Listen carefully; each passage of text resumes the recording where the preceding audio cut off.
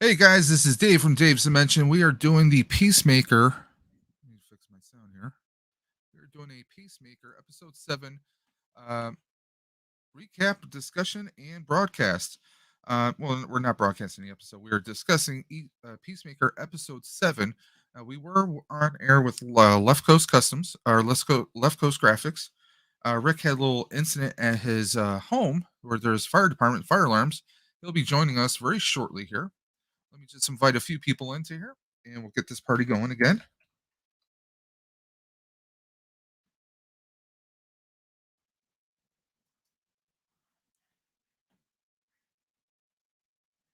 So hope everyone's doing good.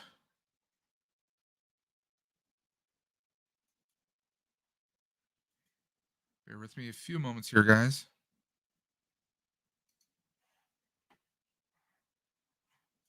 Just getting a little invite going on here. And we'll get Canadian Blu-ray in. And Rick will be able to join us very shortly as well.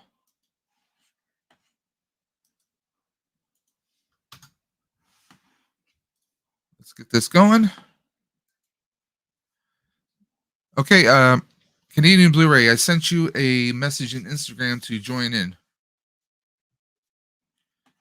And there he is.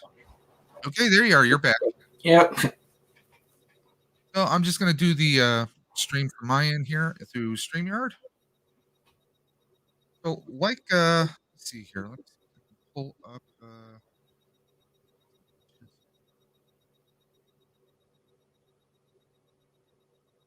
talked a lot about what was the last thing we were mentioning about the Eagly. Yeah. I was like, don't you dare kill Eagly. Like I was saying, I did a tweet to James Gunn on. Let me see if I can put it up right now. Right over there. Go share screen. So yeah, I did a little tweet here. I said you carved out one of the most addictively awesome shows ever, uncensored and unwoke. Thank you. In this world of Karen and cancel culture (parentheses butterflies), you Peacemaker are protecting us. Thank you. Hashtag hugging eagle and hashtag eagly. So when I saw that they were, I was like, don't you dare kill, don't kill Eagle, don't kill him. But the fact that he wasn't dead, he was still alive. They stitched him up. I was like, okay, we can breathe a sigh of relief. Yeah. I'm sure a lot of people thought they killed Eagly. How could they? Yeah. But we will see. We will see what else happens. I'm going to see if I can do something else here. Let me just remove that for now. But what are your thoughts about the episode? I liked it. Kind of shocked at the beginning when the one, what was his name? The one that they end up killing. Mern. Yeah, that, and then how she crushed the one that was inside of him. Oh yeah.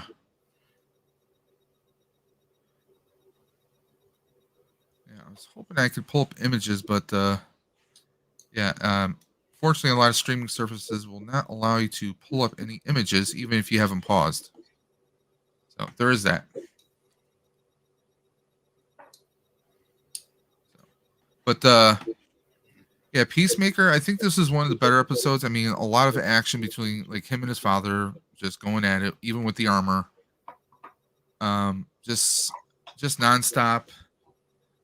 Economist coming out with a machine gun. Yeah. Taking out all the all the henchmen or hench people. So I mean that was something. Didn't think Economist was going to come up all like all Rambo with the P90, but he really came out on top with that.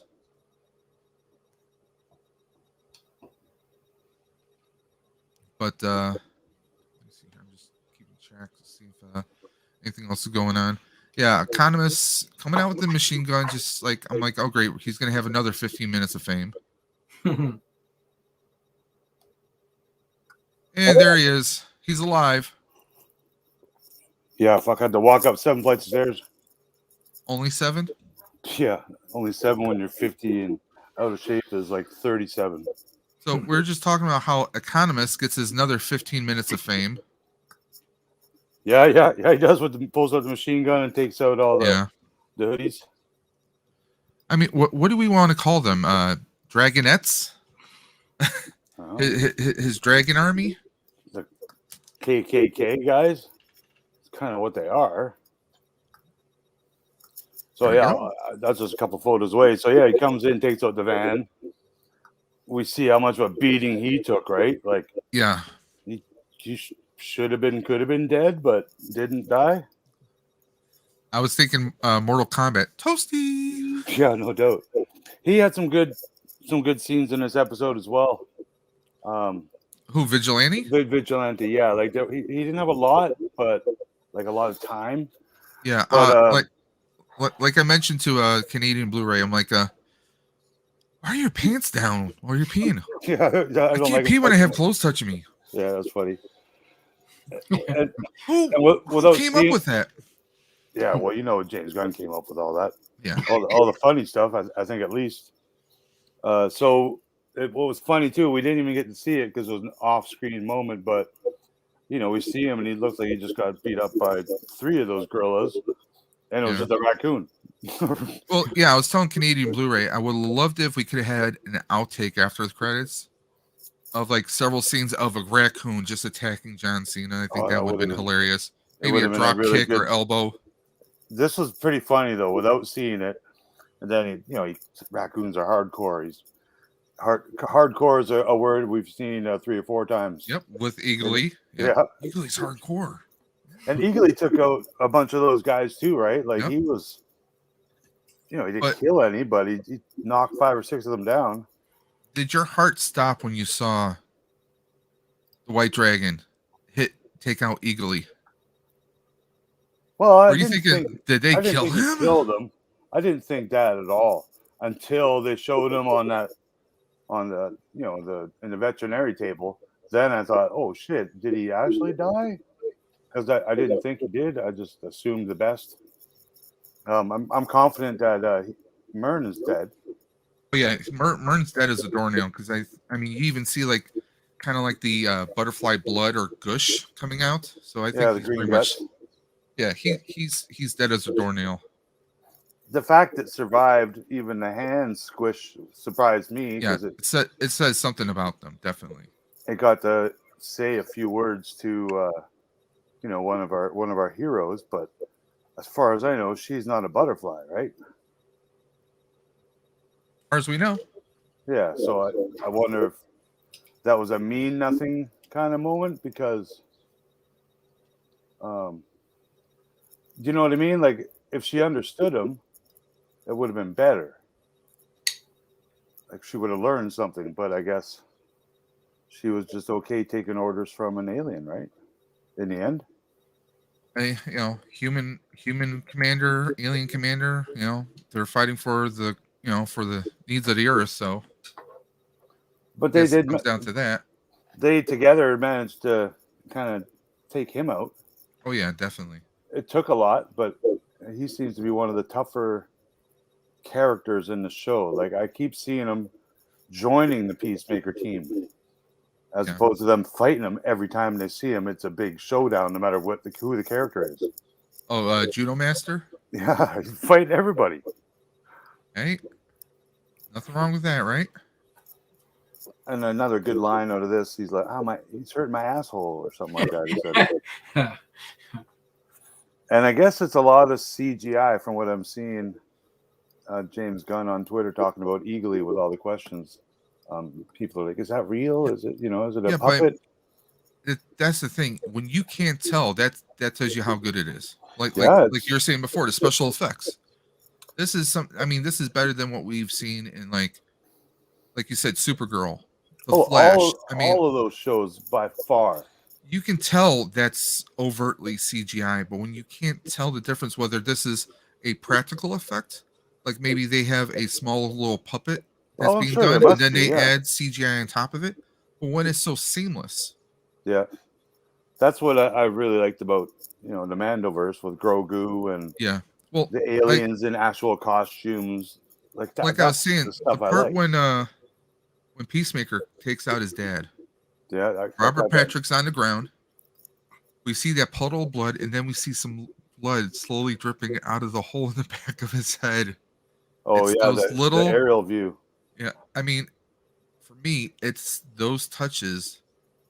I mean, that's the kind of stuff I miss because we would see stuff. You see tons of blood and guts, and I'm like, that looks pretty realistic right there. Yeah, it was a good fight scene. Like it was very superhero-ish, like with the super punch. Yeah. And a lot of the fights have been like that, even with the judo master guy. Like if he punches someone, he super punches them. It's not just a regular punch from I gotta say, strong this guy. It's a super punch. Judo Masters had some of the best moves, but I think the best fight is between him and Harcourt so far. Yeah, today's fight was really good. They were flying around that hotel room or wherever they were, right? But this fight was pretty quick overall. Like when Beard Dye came in and basically took everyone out with a machine gun. The only one left was basically his dad, I believe. I think the rest were dead. For the most part, I think, yeah. Yeah, and that was pretty violent. We didn't really see them all in piles of blood, really, because they didn't focus on that. And of all people, Vigilante comes in with the chinks, the gaps in the armor, starts pulling out wires, pretty much shuts the suit down. What did he have? A stun gun, like one of those? Yeah, like one of those little taser things with the little. I forgot what they're actually called. I think it's just called a stun gun. But yeah, is that a weapon that he always has with him, like he wears on his belt? Like, I want to say so, but there's other people in the show that have the because I think Abby uses that later on Judo Master. Oh yeah, I think you're right. During the hardcore match, so obviously maybe it's like a standard issue for the team. Yeah, she used everyone it like gets a stun gun. She used it like 10 times on the guy. I think he was just completely out, and she's just doing it for extra. Like, this scene right here. I was pretty. I expected it, but I didn't expect it to be the very next second. Yeah, like I knew it was coming, and then it just happened. Right? I'm like, oh, they did that? Did they?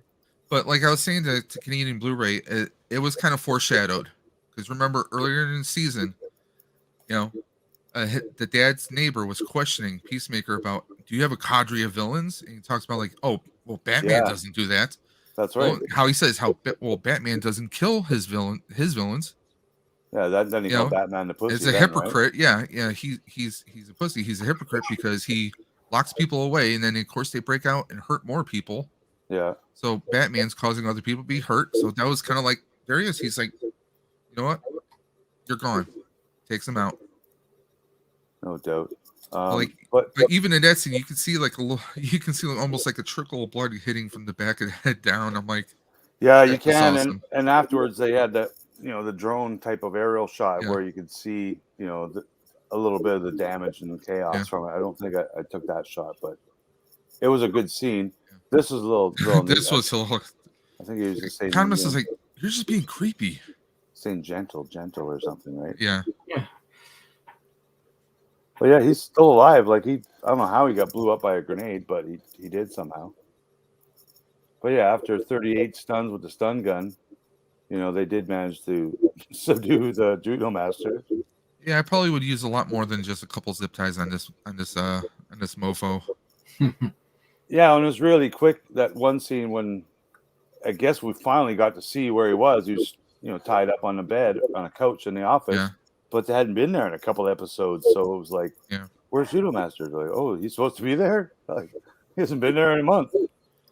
Personally, with as creepy as agile little Judo Master is, if I'm going to zip tie him, I'm going to hog tie zip tie him so he really can't get any movements going on, Yeah, I wonder how long he's out for.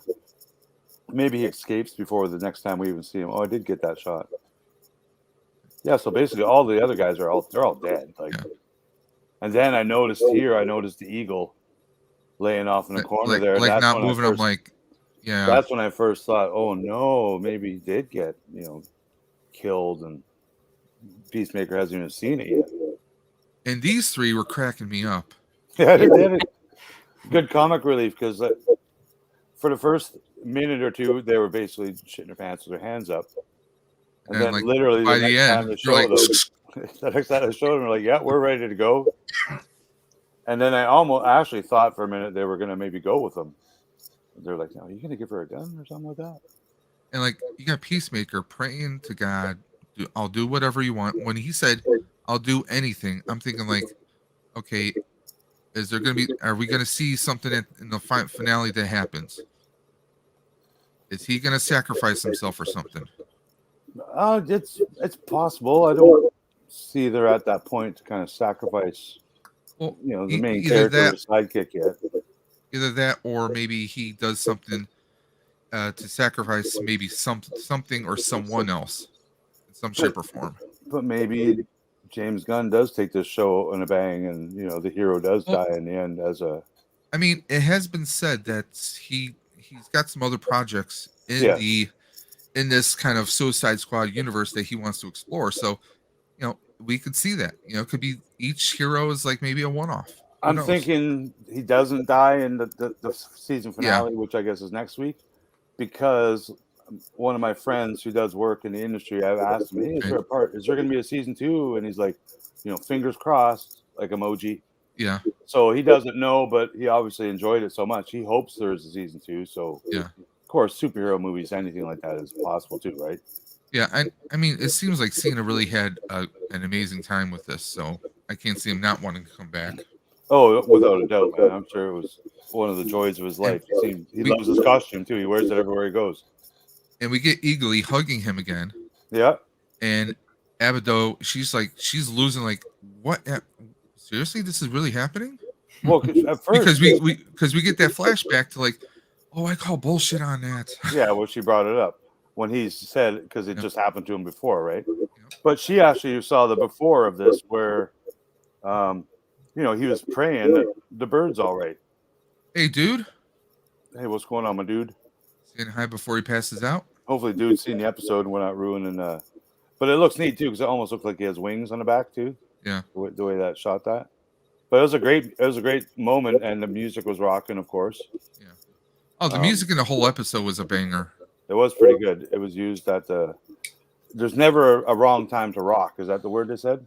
Yeah. There's no wrong time to rock. Although at one point Peacemaker does say, "Yeah, this is not the time to rock." Although Economist ends it with this. He was dying when he was turning up the radio too, right? He was literally minutes from dying. I think he was. And to go from a very serious moment to a comical moment, like, okay, I gotta take the picture this time. I got to. The show's good that way. That's what I enjoy about it, and even throughout the series so far, the comedy has broken up some of the more serious moments. I believe, and it's all part of this story, right? I want to say I think we're about maybe 2.5 whole episodes since the Diebeard remark. Nobody's made a Diebeard remark. Economist is getting cred. Bit. He's getting cred now. Oh, it's a little bit out of order, but yeah, next scene. Yeah, we're ready to go. Like, I thought they were being tied up, and now they're rocking, shotguns. I'm like, what the hell? And now I guess they're laying the pipe van is gone, so now they got what's the name of the vets? The pause something, yeah. Yeah, fancy paws, but it's a nice little caravan. So it was a good scene with these vets. Since it was, I guess he brought Eagly to the vet, right? We didn't think that was something that was going to happen. And then basically he told her to F off here too, like after she apologized for everything. Yeah. Well, I mean, look at everything that's happened. I mean, she's the one that whispered to Vigilante about killing his dad, going into jail and killing his dad, and then doing this, doing that. I mean, she's caused more damage than, anything else in the series. And she planted the diary. Yep. What did he say about the diaries? The diary looks like it fell out of my vagina. So he's kind of confirming it's not his diary. Well, yeah, I wouldn't do a diary. I write a journal. I wouldn't put a collage all over. And then Economist is like, oh, you know what? At first I could see it, but now I could see you doing something like that. Okay, yeah, but it'd be cool when, and I would rock it. But Definitely. About, we got about this scene too, though. Like, she was opening up and apologizing after basically she was about to run off. Could just quit the whole thing. I'm done. I'm going to be with my wife, and she was convinced to stay on because of how she felt about him. Like, he was the main reason why it seems like the two ladies. That's why they're still involved. definitely. One, it's like her job. I guess she's, that kind of spy person. But want to say we learned her old job. Want to say hello to Maria with the T and Telly stopping into the chat. Hey, how you doing? Thanks for hopping in. We learned she used to be like a veterinarian, right? Or and a dog shelter person. That's another thing that kind of like, okay, like, wait a minute, maybe she comes back to work with these people. She ran a dog shelter. Maybe this is, I don't know. I just thought it was kind of ironic that, okay, she mentions how she works at a dog shelter, and now they wind up going to a vet place, and now they're rocking a vet vehicle. I don't know. So we'll see. A new spin-off show. And then we finally get our first glimpse of the cow. So when I took this shot, I didn't know how much bigger it was going to get. Yeah. And I don't know. This reminds me of so many, creatures. It reminds me like, what it reminds me of? It reminds me of like a freaky, weird alien baby because you got like one big tooth coming down the front. But as small as those little butterflies are, and as huge as that thing is. Yeah, no doubt. So it makes me wonder, how much juice they're going through. Well, not just that, but how are they able to capture that if they're these small little things? And look how massive that is. Unless they take over bodies from other creatures from other worlds, and then they use those bodies to trap the cow, so to speak. Well, it doesn't look like it has any kind of defense system. Like if someone just wanted to take it, it's a big space slug of, it must be in their environment. And again, does that look CGI? That did not look CGI. It looked very good CGI. Like it didn't look like the CW, Arrowverse CGI. It was pretty nasty. Like you saw the little titty being squeezed or whatever was going on down here. So juices were getting squeezed out. And it looked like they were building a Stargate because they wanted to transport it somewhere. Yeah, they're going to use a big, massive teleporter to teleport the whole thing out to another location. And nice callback to saying Stargate, especially with Economist rocking P90, which was the standard gun from Stargate for, and you never know, 8 seasons. Some of these props that they're using to build this transport system might be from I'm sure Stargate TV show because it was filmed like 4 blocks away. Stargate Atlantis universe. Yeah. I know they're working on a new one. And I think this is the after credits now where he's talking about. Oh, the outtake, like, cleanliness is next to godliness, and I would know. And swing the hips when you're drying. You got to swing your hips. I'm just like, where is this coming from? I'm like, is he just ad-libbing this right now? It was just hilarious. Well, I guess because in the scene we didn't see it like this. We saw it coming off. No, we just saw him talking about the diary and Yeah, and we saw it on the TV. So this was, I guess, just a scene that they cut out, or was it an extension to him talking to the TV press? I'm wondering if if they just said, you know what, Gunn's like, you know what, we're gonna shoot a couple of these, and I just want you to kind of have fun with it, roll with it. And they're just like, okay, let's, you're gonna do this, and everyone's just like, okay, whatever he says, whatever's gonna happen, just go along with it, guys, because I think this is kind of like, okay, this is what we're looking forward to. It's not something that's canon, but we're looking forward to these outtakes. This is like his signature now, at least for this series, anyways. This one cop by the green flag is about to crack up here too. Oh yeah, he's got a good just grin. Can't hold it in. And the other one by the American flag is like, where the fuck is this coming from? Like, this is not on the cue cards,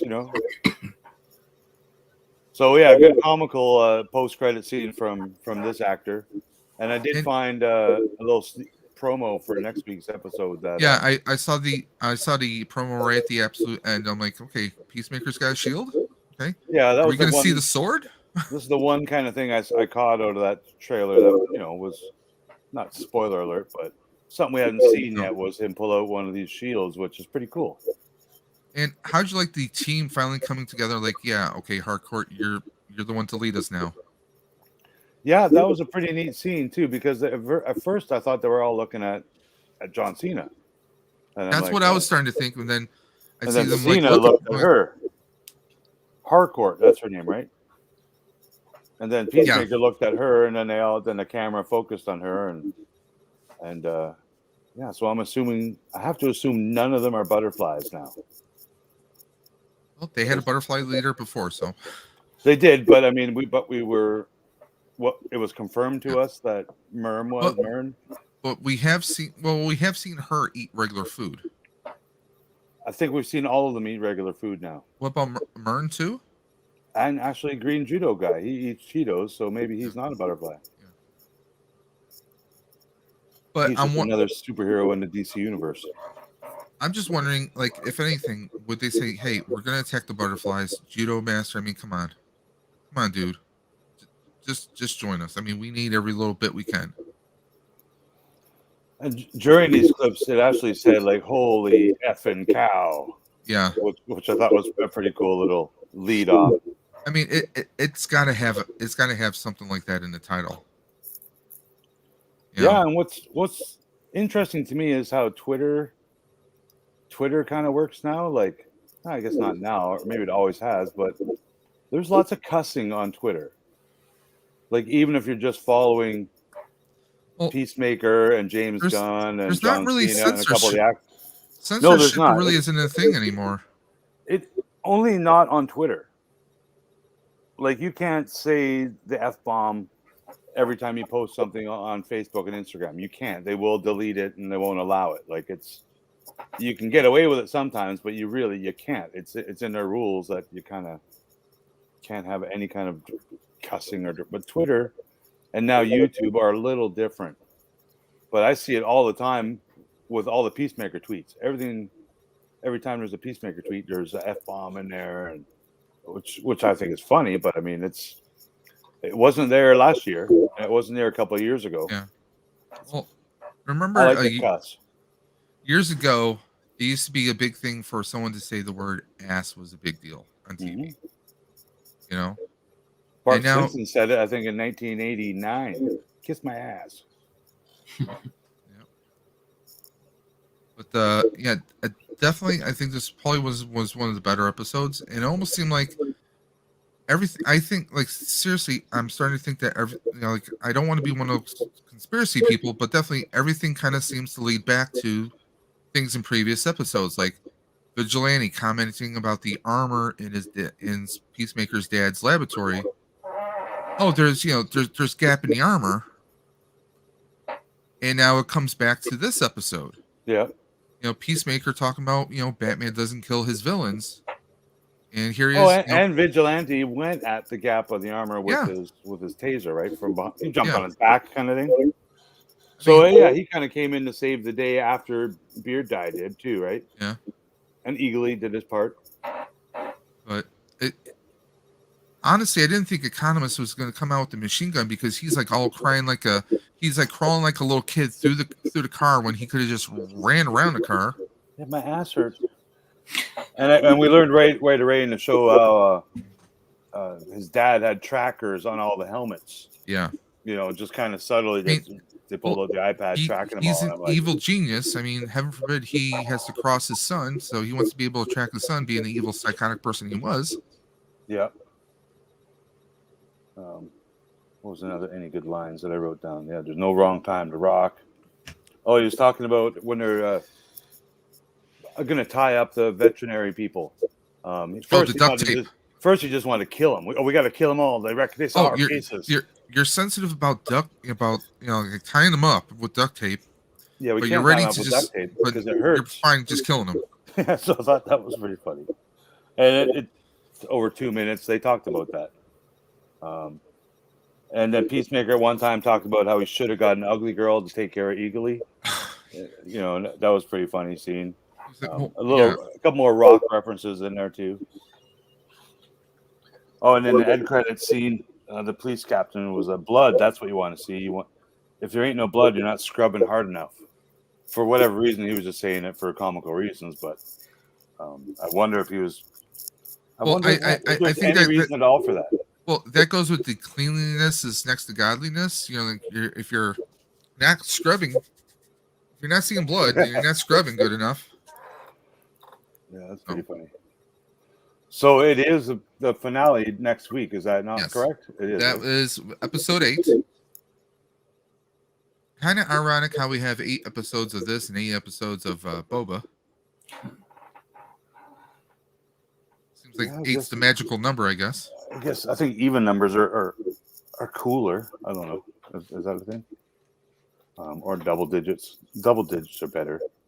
But I understand. Like the story was told in the amount of time it was told. Like with these kind of series that are made now, for the Netflix and Disney Plus and HBOs. And Hulu's, I mean, for a first season, they can be half-hour long episodes. They can be 10-minute shorts. Like there's no rules anymore because the advertisement, like from commercials that we're used to on regular cable TV and whatnot.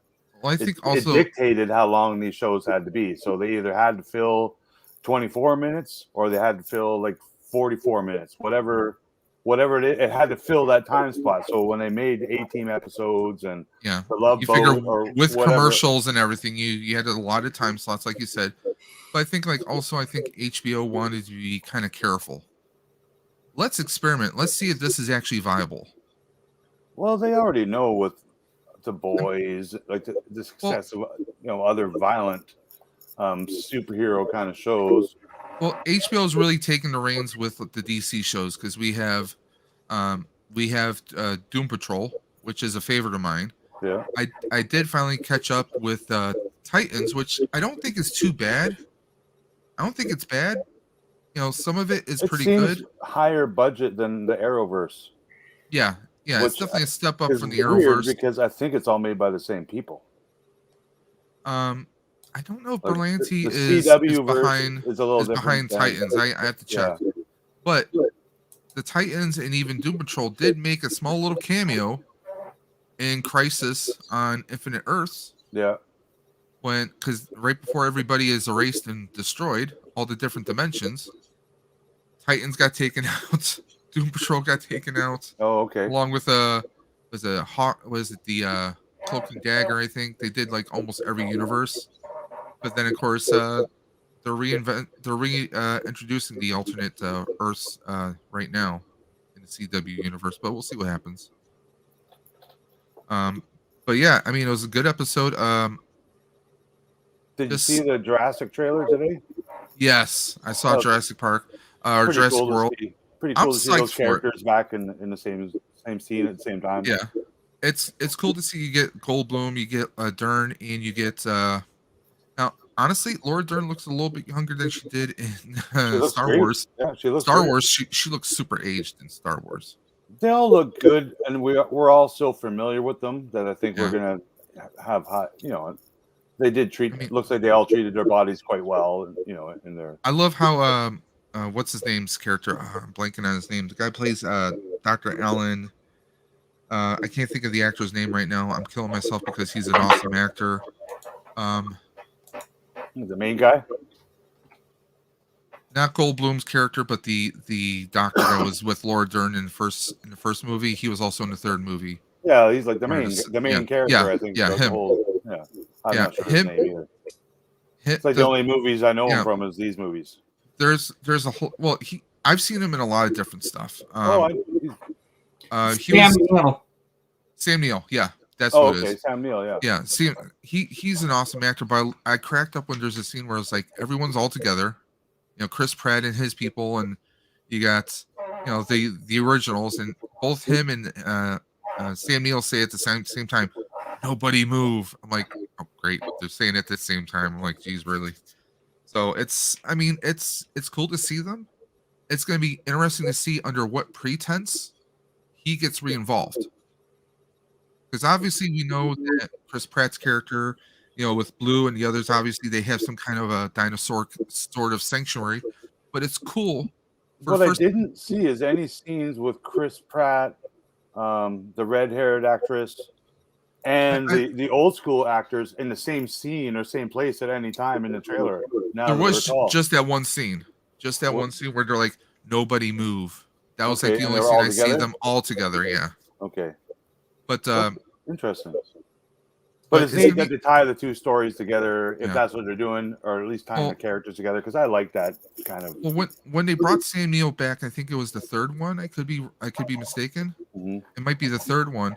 When they brought him back, he had to be tricked and bribed to kind of go like he's like, I want nothing to do with this anymore. Da, da, da, da. And it turned, there was a sob story about a missing son, and you're like, hey, well, there was a con artist family who was like, well, hey, we'll write you a check, and they were blowing smoke up his ass because they couldn't afford it, Yeah. really. So, but I mean, it was like they had to be that kind of pretense. So, what is it that brings him back this time around?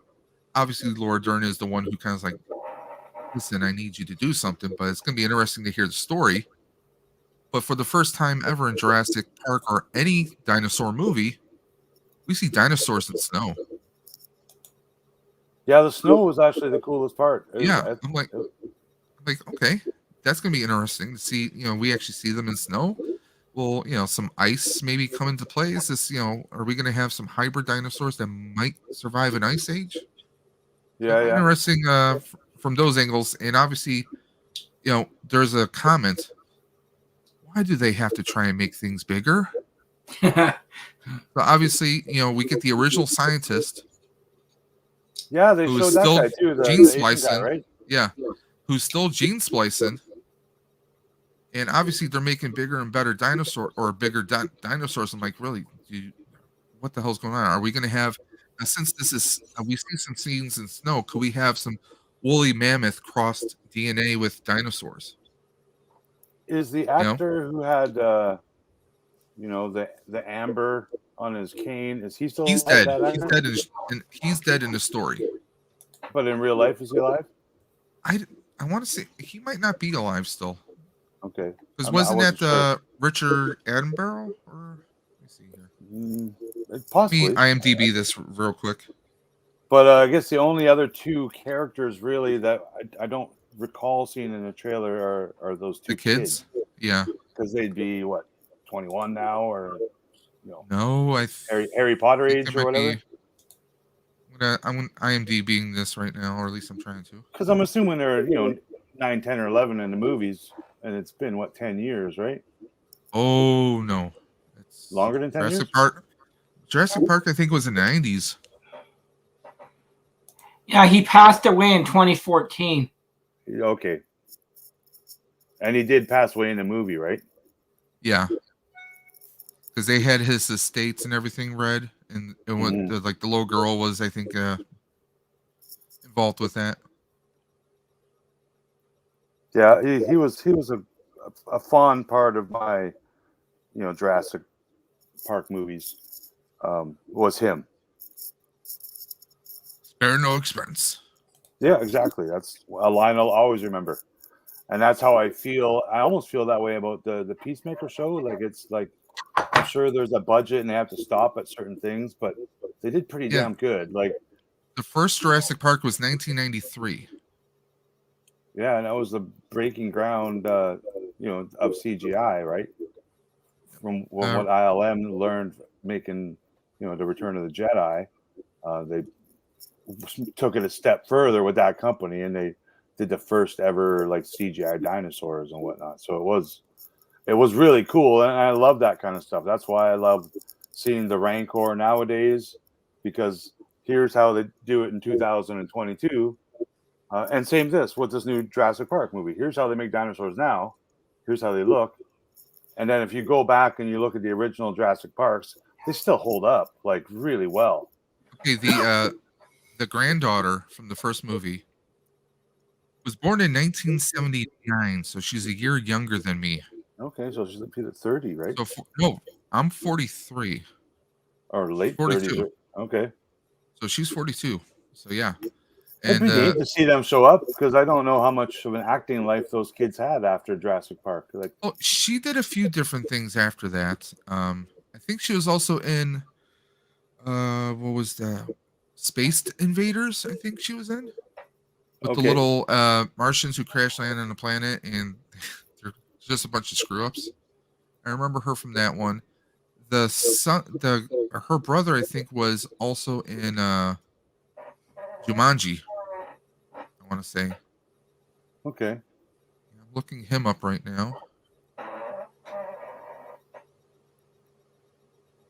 me see. Do we have anything? Yeah, Did we guys, find any information on him? I think I'm gonna go off for the night. Hey, All right. Good to see you, Daniel. glad Yeah. you could join. I'll have to watch what you guys talk about later. Not a problem. Okay, cool. Have a good night, bud. You too. Take care. Thanks. Now, I'm sure Jurassic World is going to have the military, the corporate, probably private military organization Yeah, because developing them for some type of world weapons of some kind of biological weapons, whatnots, some craziness. yeah, But I actually saw an advertisement.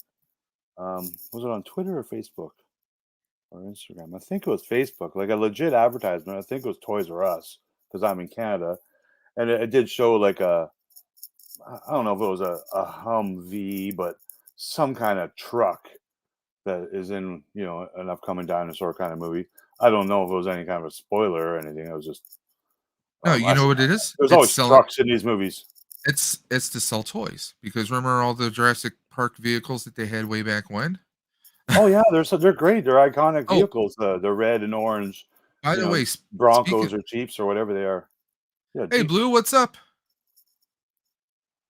Blue Hello, Blue Sasquatch is in the 10 chat. Yep. Rolando Flores, how you doing today? We were just talking Peacemaker. We're also talking some other entertainment news. Speaking of Jurassic World, have you heard about everything going on with Mattel? Yeah, a couple of YouTuber, Instagram, Yeah. toy guys Who? got the boot Well, from several strikes and whatnot. Mattel did this. It came No, from above Mattel.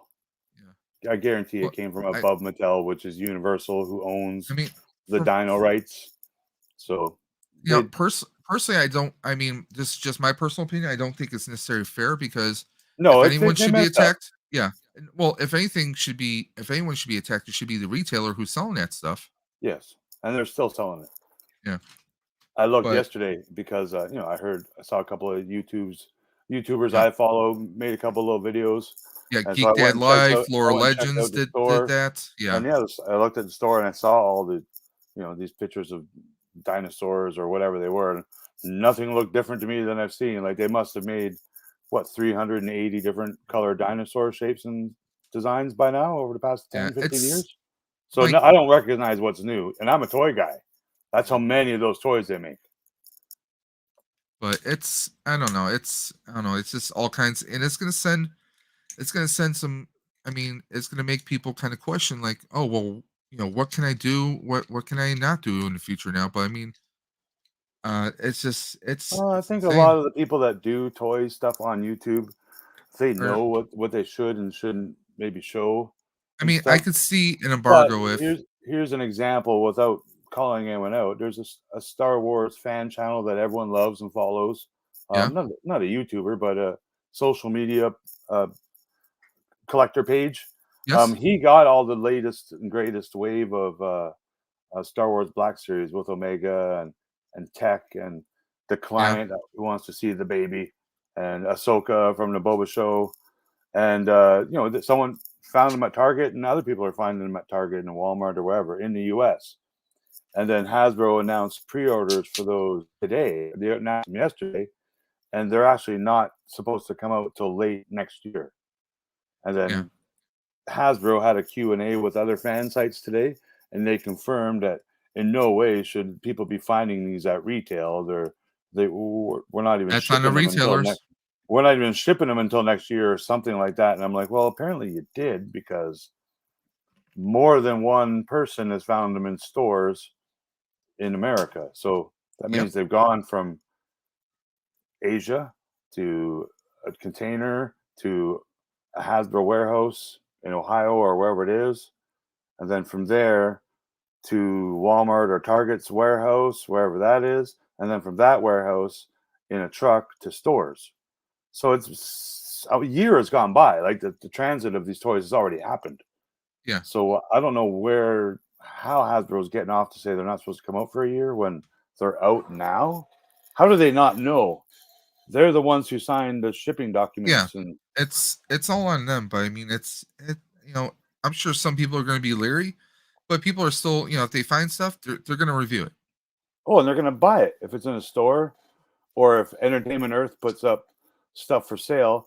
But then again, Entertainment Earth, Big Bad Toy Store, whatever, all the major players that are e-tailers, when they get these toys from their distributors, or if they're big enough, they order from Hasbro Direct, which I believe those two companies do. They're told you're allowed to release this toy November 11th at midnight, or this time, or November 12th at 10 a.m. Pacific Standard Time. So this toy that sold these toys to these people that got canceled, I guarantee you 120% they were told what date they're allowed to sell these toys or ship them. I mean, it's like that's Target. how it works. Yeah. Unless they bought them illegally from the black market, which is also a possibility. Like, I'm not an expert on how every toy company buys toys. It's a website it's a website I've never heard of before, but I'm told it's legit. Yeah. And they've been in business for many years. So a crate goes missing, falls off a truck. These things happen. These boxes even have dates printed on them. Like, as a guy who collects a lot of these modern toys over the years, I buy these toys sometimes at Walmart, and I go to the cash register and it says, do not sell till November 11th, or whatever. I've seen people out there, I've seen collectors out there who not only buy toys, but if they can get the original cardboard box that is shipped in, they even want some of those for collecting purposes. For whatever reason, there is a market for that as well. Yeah, because they want to be able to say, "Hey, I have a whole case of this set." So But in 4 years, that box will just fall apart anyway, because they're not meant to last 50 years. No. Same with the glue on the bubbles. Like, as much as I'd love to own every vintage Kenner figure on a card with bubble, I know in 10 years, I think I'll outlive figure bubbles. because even if the bubble, the plastic somehow stays intact, it's going to turn color. Oh yeah, they turned color like 30 years ago. It's hard not to. It's chemicals used in these things. They don't really use them anymore, but there's lots of reasons why that happens. Speaking of that set, do you have an interest in any of those figures? I mean, I kind of want Echo. Don't get me wrong. Yes, I need Echo and Omega to finish my Bad Batch set. So, and I don't need Ahsoka. I'm not psyched about Echo, or not Echo, but the Omega. No, I'm not either. But it just feels like another Jar Jar figure. It is. I like the Jar Jar figure. Come to think of it, I don't think I pre-ordered Omega, but I know I pre-ordered the other guy from my GameStop. Yeah, I saw briefly. Was it? I did manage to order 2 of those Dark Troopers. Those are $50 here. Which Mandalorian figure is this? Which one? The one part of that set. There's one in blue armor. I'm trying to think who he is, or is he just like an army builder? Just a Death Watch Commando. Yeah, he's one of the guys that saved Mando when he was a baby, or a young boy. Yeah, I like those figures. I'm a Stormtrooper guy, so I like all the Stormtroopers and anything original trilogy related. I'm a sucker for. But I got sucked into all the Mando verse. I like the Mando verse. I definitely want Echo. I definitely have to get, because I think he looks, without seeing more of him, just seeing him in a group photo, I think he looks pretty good. Yeah, I saw Yakface posted some photos of a group, and he's got like super Casper white skin too, which kind of shows me like how dead he really is compared to everyone else. Yeah, I mean, he looks like Star Trek Borg pretty much. Yeah, like he's dead. He's more machine human. I'm not crazy about how he looks.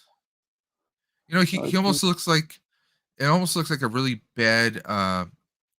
It's an odd character Anthony to have Hopkins. an action figure. Yeah, it almost many other creatures in him. Did they ever do the Imperial Scientist that was working with him? No, I think that would have been a better no, they figure to didn't. have. Yeah, because I think we see him again. So we We'll get her see. with We'll a see him little again. creature. We'll see that female Imperial officer who was basically running Moff Gideon's ship at one Like a time. But respirator. yeah, she's got a gas mask kind of thing, which actually looks pretty cool. It's Yeah. like stormtrooper like. Yeah, there we go. It's going to be interesting to see how well that fits on her, though. Yeah, it's interesting. I totally thought she was gonna show. She was gonna show up in This the this Boba Fett looks finale. this looks good right here. Yeah, he looks pretty badass. He's got a cool helmet. They all have like an original helmet, which I like about these guys too. He looks And like he has a bit more weathering than some of the others, at least. And he's on got more of the chest black piece. on him than the light Yeah. gray, like that other tech guy has a lot of gray on him. Yeah, the helmets are cool with these guys. Tell me they don't need to do a Black Series batch of Bad Batch helmets. I mean, come on.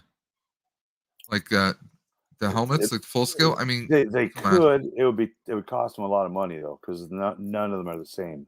Actually, Hunter would be the same as a Phase 3 clone, but Yeah. so far they're only up. They haven't made it. They've only made the Captain Rex one. So actually, no, they even haven't made Captain Rex. They made Boba Fett. They made the Mando, which is a repaint of Boba Fett. I don't think Ahsoka Bo-Katan's original. looks too bad. I don't like the no soft goods. I just think it's Yeah. if you're gonna make these for adult collectors like we are, and that's who buys these is adults, Yeah. we would prefer soft goods. Now that Yeah, these I mean, like cost this right here should $35. be. I mean, look at the what was it, the archive? We had the Tusken Raider. A lot of soft goods right there. Come on. Yeah, one of the best figures they've ever made, and the Gamorrean guard that has real fur and an opening jaw, like by far one of the best figures they've made. Same with that's why I like the stormtroopers and The eyes look off the here Boba to me. Fett's because they're made of armor, and they don't have to worry about proper face painting. Now, And this stuff. right here, don't the eyes kind of look a little? I don't know. The eyes look a little off to me here. She looks like she should be wearing a bag over her head and be flying around with that white dragon character. There we go. Yeah, see, these guys look pretty badass. And you know what? I personally could see these people going for two reasons: army building and modding. Yeah, well, it's I basically think just this could easily be done with like paint mods. it's just a first series Mandalorian with a Boba Fett helmet. Yep. It's all the same armor. And they also have was it called Death Watch? Another blue clone that they've already released that was a Walmart exclusive a couple of years ago. Can't remember what it was called. So called Death Watch. Yeah. Well, they do have the Death Watch helmets. Yeah, which is just a repaint of Boba's helmet. Cool colors though. Like I like the blues, two tones of blue. Kind of like Django had a silver and a blue. Yeah, Okay, see, he's so just a character that I'm like, so many other characters I'd rather have. we get the Beskar for the container. People will probably buy this just for that accessory. But I think that accessory also came with a Mandalorian figure last year. Did it? I believe so. Probably. I think it already came out with another character. But yeah, it's kind of like I don't know, really. It's cool that it opens up. Yeah, I think they already have a Camtono in both vintage collection scale and thought Black Series. I could be wrong. For sure, vintage collection with a Mando and Grogu. So I wonder if he's got a head underneath, an unpainted head, which is kind of what they do now. what else? Did you see the vintage Boba Fett throne? I do like it. I think it's twice as much as it should cost. So especially especially with people who can 3D print. Yeah. Yeah, I think I might buy a 3D printer now just because it cost me the same price. Was it? It might even be cheaper for me to buy a really good resin printer. I think David Carell. He's done a few. I think was it David Carell or someone that did some couple of those for Papa. He's done really good thrones. Yeah. But now I want I still have it somewhere in storage, but I built a Jabba's palace out of foam board many years ago, and I never finished it.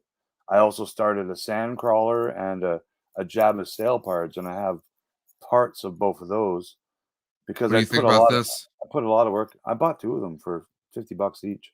Oh, the Dark Troopers already? Yeah. Yeah, I pre-ordered them, but I can still cancel them because they don't come out for like 16 months. But I'm hoping that someone like Bandai makes them because those are fun to build, and they're probably $20 cheaper. Oh, the model kits? Yeah. Yeah, because I got the Mando and the Boba Fett Bandai kits. Yeah, I built this one a couple weeks ago, And I really like it. It's a good detail, but black is really you hard can to pose. see, man. Yeah, I mean, Sure, those kits are fully posable, so I really like those. I got the speeder bike with Biker Scout, which is perfect. It fits in with the full Black Series. And I have one other. I think I just have a Stormtrooper. But yeah, it's a great figure. It's just these are $50 in Canada now. That's a lot. When I was a kid buying Star Wars figures, they were $1.99 to $2.99. Like, and now they're $40 fucking dollars. I mean, 33. I mean, even that's a little pricey here. Yeah, but that's actually $40 Canadian. We have to pay 49 Canadian. Like, oh, that's crazy. They're converting the conversion wrong. They're like, it's cheaper for me to buy toys in the US in US dollars with Canadian dollars still, and paying for shipping. Because I use Amazon. I'm also Amazon affiliate, and I do get free shipping from Amazon. It's actually cheaper for me to buy this stuff from the States. So if you want Cad Bane, you gotta wait. And this is the Clone Wars Cad Bane, not the same one from yesterday, but you gotta wait a whole year for this. Like, well, because it came out 2 years ago. 2023. If I'm lucky, the figure's already out. It came out over a year ago.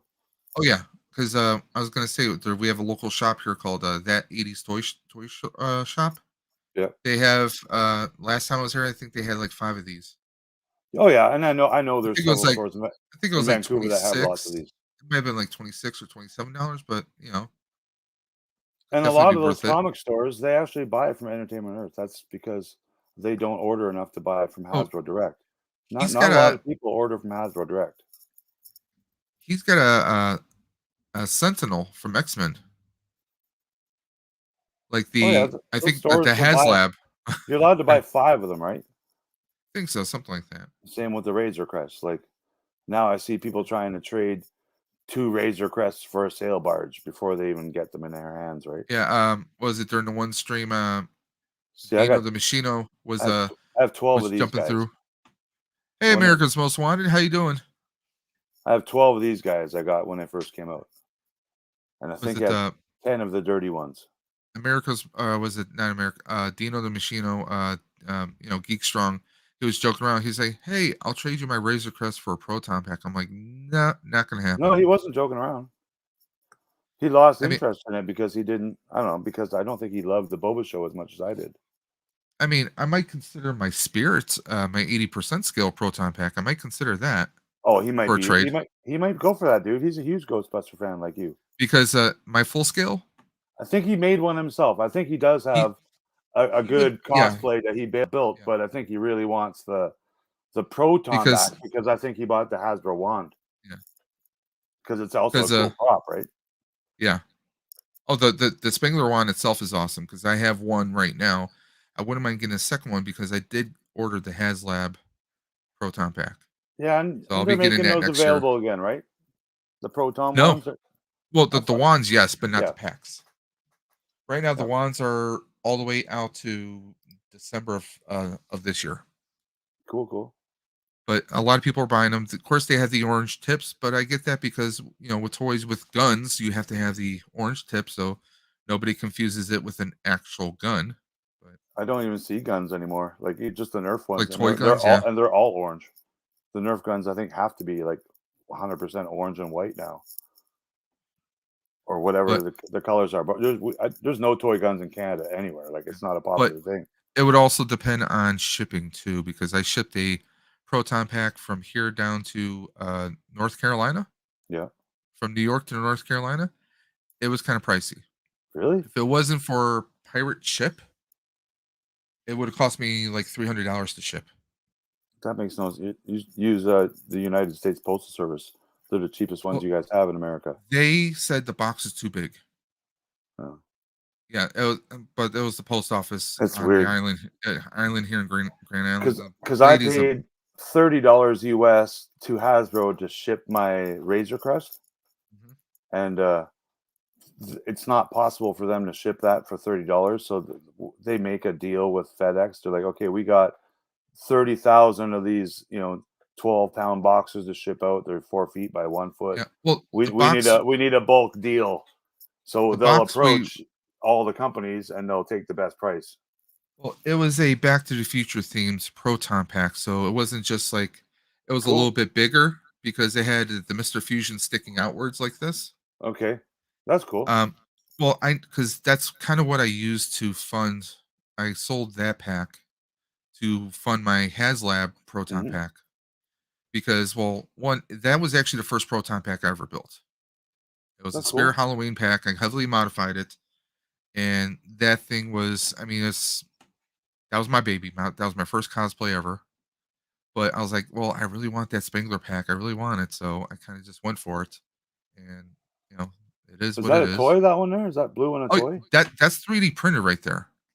That's well done. So, yeah, this there's a I can't find it now, but there's a Instagram called Ghostbuster Gear. They have some really insane stuff. I'm going to see if I can pull up a picture of my. I'm just going to refill my coffee. Give me 1 sec. Yep.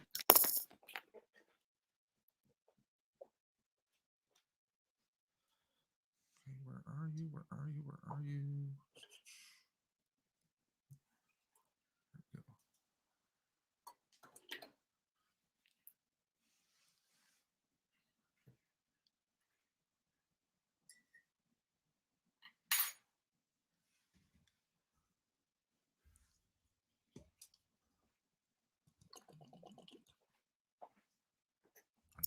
That was the first version of the pack I built. Oh, sweet, dude.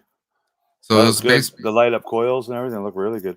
I just got a bunch of L-ray lights I bought from Amazon. I got a little bar that I put right there.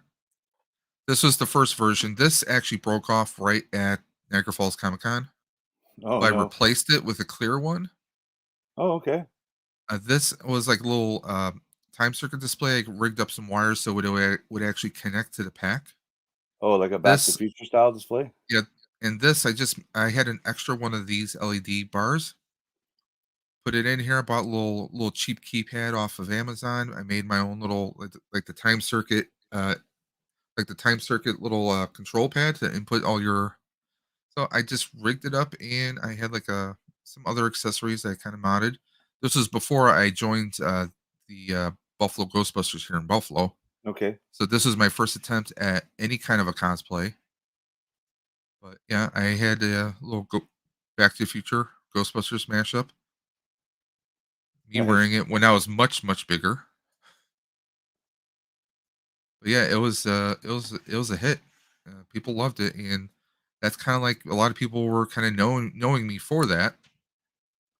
The only cosplay I could say officially did, I dressed up as an adult a couple times. I dressed up as Mr. T a couple times, like a white Mr. T, no blackface.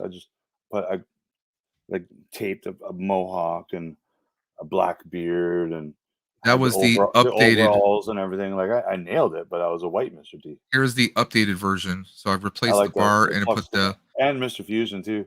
Yep. Well, see, that's like a mini Mr. Fusion. That was actually a USB card charger. Okay, so it's like 50% scale or something, right? Yeah. So I gutted it out. I just attached this to some other pieces. So, but this was a Yahtzee flux capacitor. Okay, yeah. So it was meant to shake. So when it was perfect. So when I had it mounted, when I would move around, it was shaking it and it would light up. So it worked perfectly. That's what makes it light, is shaking it. Yeah, just shaking. Well, there's batteries inside, but you turn the switch on, and it was meant to be like a Yahtzee thing for shaking dice. Yeah, these are all really cool. I know Dino's made one. I don't know if he's made a YouTube video and showed this off. one. This one is the one I made for my wife. Nice. Because I made a real. I basically it's another spirit, but I painted it in the theme of real Ghostbusters. Do you have Make a it look Kenner one? blue. I don't have a Kenner one. A Kenner one was blue, right? Yeah, yeah. Well, that's what I kind of themed this one after. I But it removed was the like other. half that size, wasn't it? Like Yeah. kid size, right? Oh yeah. But I got the electronics in all these. This is the spirit one I just mentioned. It's like heavily weathered. Yeah, yeah. No, that's it's what the So Hasbro's trying to make is what looks like yours there, right? yeah. Well, that one's heavily weathered because I figured when I designed it, I was like, well, you figure, that was 1984. It's like, 2018, 2019. It's going to be heavily weathered by now. So Yeah. I'm assuming maybe you follow the guy, the Canadian guy, I believe he's from BC here, part of the BC Ghostbusters. I believe he's the guy that made all the props for the new Ghostbuster movie. I follow And a lot of people yeah, because in the Ghostbuster community. there's a Adam Savage has a couple of videos on it, and then I think someone else from Adam Savage's team also has a video on it on this guy and the making of it, or maybe it was on just a YouTube Ghostbusters channel. But they had an interview with this guy and how he made it and how the weathering was like a top priority. Is Oh, definitely. these guys just threw it on the ground and Yeah. it's meant to look This is weathered. a, And he helped Wal- build the toy too. Like he was involved with Hasbro making the toy based oh on the yeah. props he I made know on who the you're talking about now. yeah. Yeah. But I did one of the Walmart traps in like the real Ghostbuster fashion as well. I did a PKE. So wanted to kind of Oh, match okay. everything up. Okay. So you painted that blue like it was black? Yep. Well, I had the same blue that I used. I had leftover blue from when I did the trap or the with the pack. So I said, well, let me do a trap too. What I'm really disappointed in is when over the past year and a bit, when all these newer Ghostbusters toys were released and they made the retros, uh, all my Walmart, because it was all Walmart exclusive, all of it. My Walmart only got like 2 of each of the Kenner retro Ghostbusters, and Okay. they got them and they were like in a little cardboard end cap display that was only out for about a week, and then they took them out of there and threw them in a clearance bin because they only had like maybe a 12 in total, right? Yeah. So and that's it. They didn't get any cars, any classified series, any 6-inch scale, I have no one. Kenner I proton have. packs, no Ecto ones, no nothing like no I got wand, one Ecto. I nothing. I got one Ecto because they canceled my pre-order for 2 Ectos. I Walmart believe did. they were online only in Canada. And I think Toys R Us might have got and my GameStop. My GameStop did eventually get um, the Hasbro kids versions of the figures and the Ecto one. So I not the also. re-release Kenner one, but the new kids Hasbro version. And they look good, but they never hit mass retail here at all. Oh, you're talking about the. Let me see if Any of them. So for something that was like in Canada, because I have the. I have none of the. it was available at retail in Canada. Like it's so I don't. It doesn't make any sense Yeah, I why actually have Ghostbusters toys weren't readily available in Canada. the newer Ecto, which is supposed to be like a supposed afterlife one, but it's for the little fright figure ones that they re-released, the kids ones. Mm-hmm. I have one Ecto out here. I do have still one in box because I figured, okay, I'm And gonna that get popcorn one. bucket that was in the theaters in the States, like not available in Canada, Yeah, and we have like some of the biggest theaters in North America, and again, the movie was made right there. here. I'm like, Canada gets no love for this stuff. I don't. It's Yeah, I beyond mean me why Toys R Us I can't sell Ghostbusters toys. I got one of the AMC ones, but they were like really hard to get here. It was crazy. Well, do you know why they were hard to get? Because fuckers go and buy 10 of them, and then they leave and come back and they buy 10 more, and then they get their girlfriend to go buy the last 6, and then that theater's done, and then they'll go to the next theater, and then they put them on eBay, and it's Yeah, I sad, saw. but it's a huge reason why this happens. Well, I used to be a mod for the Ghostbusters Marketplace on Facebook. I requested to be removed from it because unfortunately there was a lot of issues going on. A lot of people were like, "Oh, I have this $15 figure. I'll sell it to you for 85." Yeah, I run a lot of But groups on Facebook like that yeah, too, but I don't allow any of that stuff. yeah. I mean, I was a mod, so I mean, but my hands were kind of tied. I couldn't make rules or make changes to policy. I can only enforce them. Yeah, that's what I But basically created all my own groups yeah, on Facebook for my vintage Star Wars and vintage toys in general, because I don't like other people's rules, of not enforcing rules. Like telling people, oh, pay me as a PayPal gift or add 5 or yeah, 6 or 9 or 11 or 13%, whatever number that has come up with that day, that's all against PayPal's rules, and you're not allowed to do that. So it's not allowed in any of my groups, and I don't do it, and I don't ask others to do it unless you're literally my mom or my friend. Like, you're not allowed to do that. PayPal can just delete you, and I kind of depend on PayPal for a lot of my income. So I'm not going to abuse the system.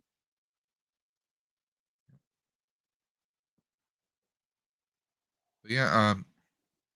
All the electronics I put in there were like they're pre-made kits that I would get from eBay from Spongeface McGee. Yeah.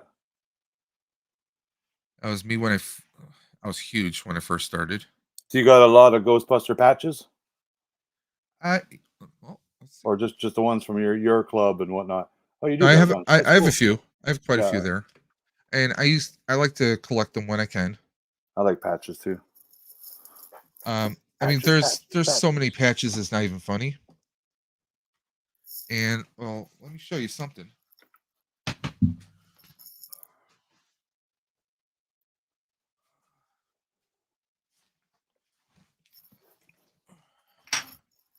Do you like coins? Yeah, coins are cool, man.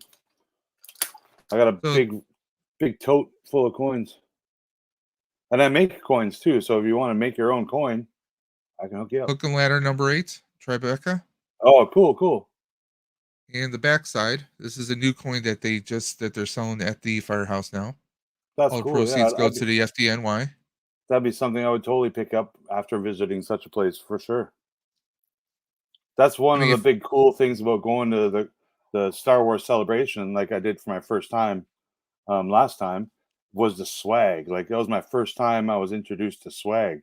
So I made a bunch, I gave it out, and I came home with like 1,000 separate pieces of swag, whether it was a coin, a pin, a sticker, a bottle cap, a patch, a baseball card, just stuff that people made, like a little container with sand in it.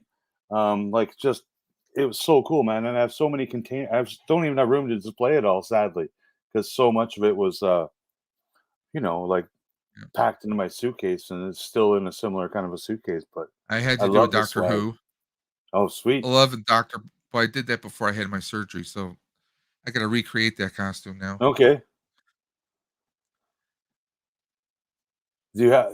Is that your prop That was replica? What do you that's how call it? big I used to be. Space wand? The sonic screwdriver. Yeah. You never played that. You were never that guy that played Peter running around the conventions. Peter No, Griffin. no. I met That guy him. was I funny met as him hell. though. He sounds so much like him. It's not even He funny. does. Yeah, I've seen some videos. He's been. That was a few years ago. I have no idea what he looks like now, or if he still, does his cosplay as those characters. And I got to do a little picture with Christopher Lloyd. No, very cool. Yeah, I still would love to meet those guys. Sadly, I don't. They've never come to Vancouver, and I'm almost 100% sure Michael J. Fox lives here, like, all the time, like I most of think his there in days. New York, he kind of splits between the two. Yeah, because I know his family's here, and pandemic and all. I thought, like most smart people, go to Canada and hang out for the pandemic. But yeah, I hope to meet him one day. Like, I see they do a lot of, a lot of the original cast do a lot of conventions and stuff throughout the U.S., like Biff and Christopher Lloyd and Jennifer, and Yeah, I would even love even to Mayor meet them. Goldie Wilson. Like, I would love to meet any of those people. They're a huge part of Oh yeah. my pop culture fandom growing up. Like, after all the Star Wars stuff, Back to the Future was my jam. Like, I love that stuff. Oh yeah. I mean, Back to the Future. That was one of the biggest things for me because the whole thing was that year. I was like, well, I've never done a cosplay. I went to a Comic Con the year before in Niagara Falls with a few friends of mine. I had a great time. Yeah. I was like, I kind of was like, well, maybe I could try to come up with a costume. And it just so happens that was the anniversary of Ghostbusters, 35th anniversary. Okay. And just so happens Christopher Lloyd was coming to Niagara Falls Comic Con. So I'm like, well, I love Back to the Future. I love Ghostbusters. What if I can mash the two up? You did it. And I was like, well, I went through like several different drafts before I finalized on the design. And I was nervous as hell. But yeah, it worked out fine. And so many like people were like, they're like, hey, can I take a picture with your pack? I was like, yeah, sure. Let me take it off, set it down. But that was That's also cool. the year I decided I needed to improve my health too, because like every 20 minutes, my back was killing me. I was sweating I've buckets never like there's done it no at any tomorrow. kind of fan event or anything like that. I've only dressed up at work on Halloween, or even in my 20s, going to the local bar on Halloween or whatever, right? Like, but never all out. The Mr. T, like I said, that was my extent. Or yeah, playing, putting on some football pads and painting up my face like a skeleton, like just Yeah. fun things to do. Not any fandom cosplay. Yeah. I've always wanted to do Darth Maul, like since he was one of the other than Yeah. Lobot, the only other cool looking bald character in pop culture. So I definitely always aspired to have a Darth Maul, glue some horns on, and maybe do it with the beard though. One Yeah, of my man, favorite statues. it'd be so cool to do that makeup. You think maybe we'll see him in Obi-Wan? I don't think so. I don't think they need to introduce Darth Maul when Darth Vader's alive. Like, it's, I don't know. I look forward to that show, but I don't look forward to it as much as I did the Boba Fett show. Like, I'm Yeah. sure it'll be good, but I'm not a prequel baby. I'm a OG trilogy baby. So if I'm supposed to like the Boba Fett and Mandoverse more, it worked. I do. I like them a lot. I'm sure I'll love it because I like all the new Star Wars. That's not the sequels, and I still enjoyed those because it was Star Wars. I can't complain. I didn't have a say in it. They didn't ask for a fan vote. What do you think we should do with the story? Like, it's not up to us. It's up to the people that own Exactly. the property. Like, I was you talking don't with like it, don't a few watch it. friends. I was talking with a few friends who are like, "Oh, well, what? I'm looking forward to seeing Darth Maul." I was like, "Well, I wouldn't mind seeing Qui-Gon's Force Ghost. I Oh, think that could be absolutely. cool." At least hear his voice. Like, Yeah. if we're gonna see Luke and Grogu again, which I think we'll see Luke again, Yeah. being because we need to see how him and Ahsoka originally meet and speak, because they could speak for hours, and that And would entertain all his fans. we gotta have that conversation about his And why father. not have Yeah. Force Spirit Ghost, Obi-Wan or Yoda or someone Yeah. be part of us seeing Luke again in his years right after Return of the Jedi, when we know he was talking to Yoda. And with Obi-Wan, yeah, of course, we want to see him figure out how to talk to Qui-Gon. Like, each of those main Jedi characters that we follow, even including Rey, have had an opportunity to have Force communications, like Rey did with Kylo over, Jedi iPhone technique or whatever they did, right? Skype, Force Skype. So that was new to us. But with Luke, I think because we did see Yoda in the sequels as a Force Ghost, there's no reason why we don't see Yoda talking to Luke in live action again. Or projecting, like we had the projection. Or like what if we see Yoda talking to Obi-Wan over great distances during the Kenobi series? Because we know Jedis can project themselves. Luke did. Well, you mean while Yoda's still alive? Yeah. Because obviously That would Yoda's be still very alive. interesting. It would be very cool. I wouldn't complain. I wouldn't devote an hour of a YouTube show to say how much I didn't like them bringing back a real live action Yoda. Like, I would love to see a live action Yoda again. Yeah. Like I did. I loved, that was one of the not only parts, one of the best parts of the sequels was the fact that they had Frank Oz and a Yoda puppet there. Like, that's freaking rad. So I can't say I hated the sequels because they brought back They did give Frank us, Oz, yeah, Mark Hamill, Harrison Ford, like everyone. Even Peter Mayhew, I think, had he made a couple of weeks of filming for the first one of those before he passed away. So it's I can't complain about those. They're not my favorite Star Wars. no. I mean, let's face it. Our original 3 that came out are going to be the best. They still I are mean, to me. This Mandoverse is coming close to capturing my heart. I mean, let's. I mean, the last 3 episodes, which, I mean, in all honesty, very heavy in the Mando storyline, and I'm loving it. I'm not complaining. I mean, No, I'm not either. I know it's all the same story, so I'll wait till it ends. It's been probably, I gotta say, those are probably some of the. I mean, I love how like it's hitting all the right notes. The new actor that they have playing Luke, and how they're doing the digital voice, creating the voiceover, not actually have Hamill recording the voice. I Is can't very wait to see interesting. the making of, and how they want to see yeah. them explain that a little bit to us, right? Behind the scenes, like The fact that they had that kind of technology, like, okay, we have his voice print here, and now we can type in wherever we want to do the inflection of his voice and the tone. It makes sense why, like before, I didn't know about this at first, and then I just found out this past week, and I'm like, that's why I thought he sounded a little different, is because it's not Hamill at all. They didn't like de-age his voice or edit his voice to sound that's purely that way. But I'm it's like, I'm all not digital, against eh? it. I mean, No, it worked. compared to season 2 of Mando finale to this, I mean, it's a whole quantum leap. Yeah, it means As they worked on it far for a as year. like the face, the face and everything looks right. We saw that the action that Luke was doing. I mean, all the fighting, like the training and stuff. I mean, they hit all the notes. It was hitting all the right notes with remembering Yoda and everything. But even Grogu in this last episode, Grogu's got some moves, which we saw in the Yeah. previous episode. I like the But first. now, That was my favorite part. making the Rancor fall asleep. Yeah. I mean, that's some serious.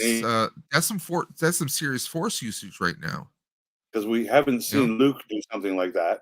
Yeah. Luke had to fight the Rancor, and he was trained somewhat as a Jedi. He was a Jedi Knight. He wasn't a Jedi Master yet, but he was a Jedi Knight. Now, and he had to throw rocks at the fucking Rancor to kill it. Yep. And you got to think about it. Maybe if Grogu didn't go to Luke, he wouldn't have been able to do that in the first place, because even Luke said, my master says, size matters not. Mm-hmm. So Grogu was, he tried, and that was something, actually, you're a good point saying that. That's exactly that's at least one thing that Grogu learned from Luke. Yeah. Size matters not from Yoda, right? Like, yep. Now, that was the best part of the whole. I can't say it was the best part of the whole Boba Fett show was seeing Luke and Grogu. It was definitely highlights, great highlights, because they're beloved characters. Or Luke, Luke is a beloved character for one reason. Grogu, we love him just more recently over the past 2 years, like we love Mando. Yeah. And we hadn't seen them much this season, and we're in a good 2 years we've seen Mando, right? We've been wondering about that, so it was nice that they kind of gave us a little like, here, this is kind of what's going on. Because they didn't have to. A little teaser. They didn't have to show any Luke or Grogu or any Mando, but they did have to show Mando because he's part of the storyline. He's one of the Mandos in this Mandoverse. Originally, he was a key Mando. Now we see there's several Mandos. Yeah. And he's got a name now. Din Djarin, yeah. There was 1 minute where Favreau and Filoni got my hopes up for a minute. We see the X-Wing flying down to Tatooine, and I'm like, oh, come on. I'm glad Luke wasn't in it. I kind of would have been disappointed. I was like, no, Luke's coming home to Tatooine. That's what I was thinking. But then when R2 was the one that flew, I'm like, okay, he's dropping him off. Yeah, I knew it wasn't Luke, because they kind of could see the cockpit even from almost the side, and you couldn't see any head.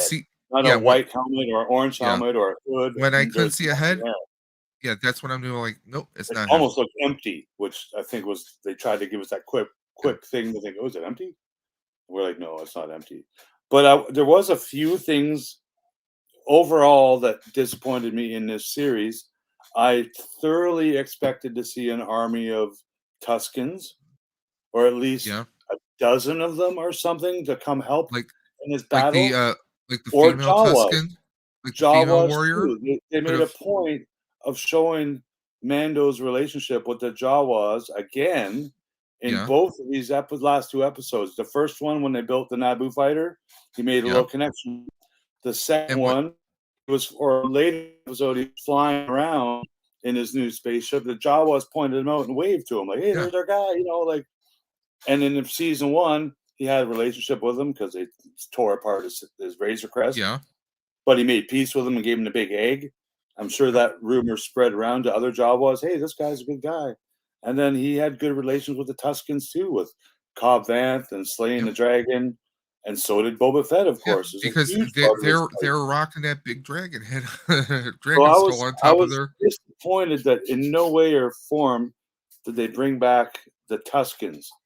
I totally thought they were an Yeah, important part of the story, and I don't know definitely. why they're saving it for another time. Because I guarantee you that one Because female Tusken still lives. it Like, would have been awesome, like when they were all pinned down. If the Tuskens would have came in to save the day, that would have been wizard. Let's just say yeah, but that would have been instead it awesome. was Boba on a Rancor that ended up saving the day, Yeah, but you know what? I was and hoping Grogu, for of course. like I'm like, okay, when did he have time to actually train? Because that was pretty quick that he was able to train and learn how to ride the I think Rancor. several months have passed in these 7 episodes. And I was kind of It's hoping not a for a little bit. year; it's several months, I was because kind there's of lots of hoping stuff that happened that we didn't get to see. We still don't know how Boba Fett got any of the damage on his uniform that he had for the those first 6 scratches. Yeah, episodes. Yeah, he didn't have those when he first got his repainted armor, and he didn't battle. We didn't see any live action battle to get scratches or dings or anything. So where did that come from? It's just, I don't know. It's just weird. It can't just they fucked up. It can't be that. Oh, we should have yeah, put these scratches on originally. Oh, it's not can't be a continuity error. There's a reason for it, because they yeah, do that yeah. stuff on purpose. Like the Those, Barris those 03 logo in the yeah, wall that big Grogu's rescued, supposedly, but yeah, after the purge or whatever was going on there. They put that logo on the wall on purpose because it's 100% computer animated scene, CGI. yeah. Why not? Nothing is there by There's just been a accident. blank wall. But instead, Yeah, they put her logo, not Luke's logo or Yoda's logo or Mace Windu's logo or anyone else's logo. It's Barris Offree's actual logo with the 4 diamonds like her tattoo has. So that's Filoni giving us an Easter egg. Hey, look here, figure it out, guys. yep. You guys think you're real nerds? Look at this. So I was kind of sometimes hoping for I was kind of hoping for Danny Trejo because he's one of my favorites. I Him can't being see. that. Yeah, I can't see why he couldn't make another appearance. Like, but again, only 7 episodes Yeah. and a lot of story they got to fill. That's why this show I think could have used 3 episodes. A How did training you like? montage would be perfect, as we saw Mando do with the blur, Yeah.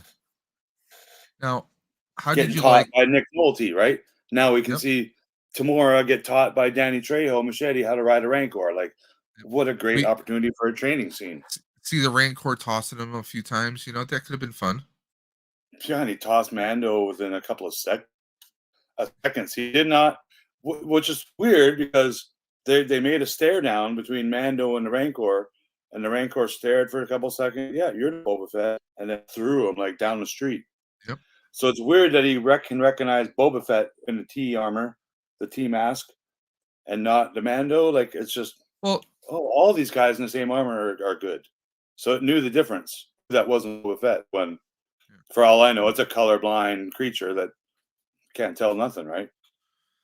but like I thought the kind of King Kong type moves were a little bit on the nose, a little bit. It was Like, bang on the nose. huh? But again, in every episode so far, even the ones not directed by Rodriguez, had a callback to a classic movie Yeah. or a classic shot. Even in the credits, the art, you can see that they're pulling from classic images that we've seen, whether it's Apocalypse Now or an old Western movie or an old samurai movie or King Well, Kong or Back to the Future, like the yeah. funny speeder bike chase scene. Like these are all calls to Yeah. these Superman, Favreau's and Filoni. Yeah, the Favreau's original and Filoni's Superman, because childhood memories.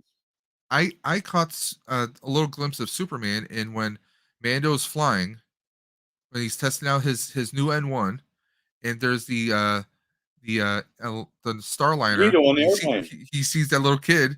He's He like, gives him a little you know, nod. Yeah, gives a nod and then goes super fast. I mean, that's it is. Superman one. You're exactly right. Yeah, and I I mean, like that. Like as I think every filmmaker does that, and sometimes they do it so we don't notice. They're just copying. But yeah. I think 99.9% of the time they're doing it as an homage, as a callback. Like all of Star Wars, all of Empire Strikes Back, and all of Return of the Jedi are callbacks to movies from the 50s and 60s and 70s. Believe it I or mean, not, like all of man, every man, scene on the man. storyboard is a callback Yep. from something. I mean, Mando and Boba Fett are both series have kind of been, shout back to the old west. And that's what I really like about this new universe. It is Yeah, very spaghetti western, if that's and a good word to use. I loved the scene between Boba and Mando in Sanctuary. When he's like, you could go.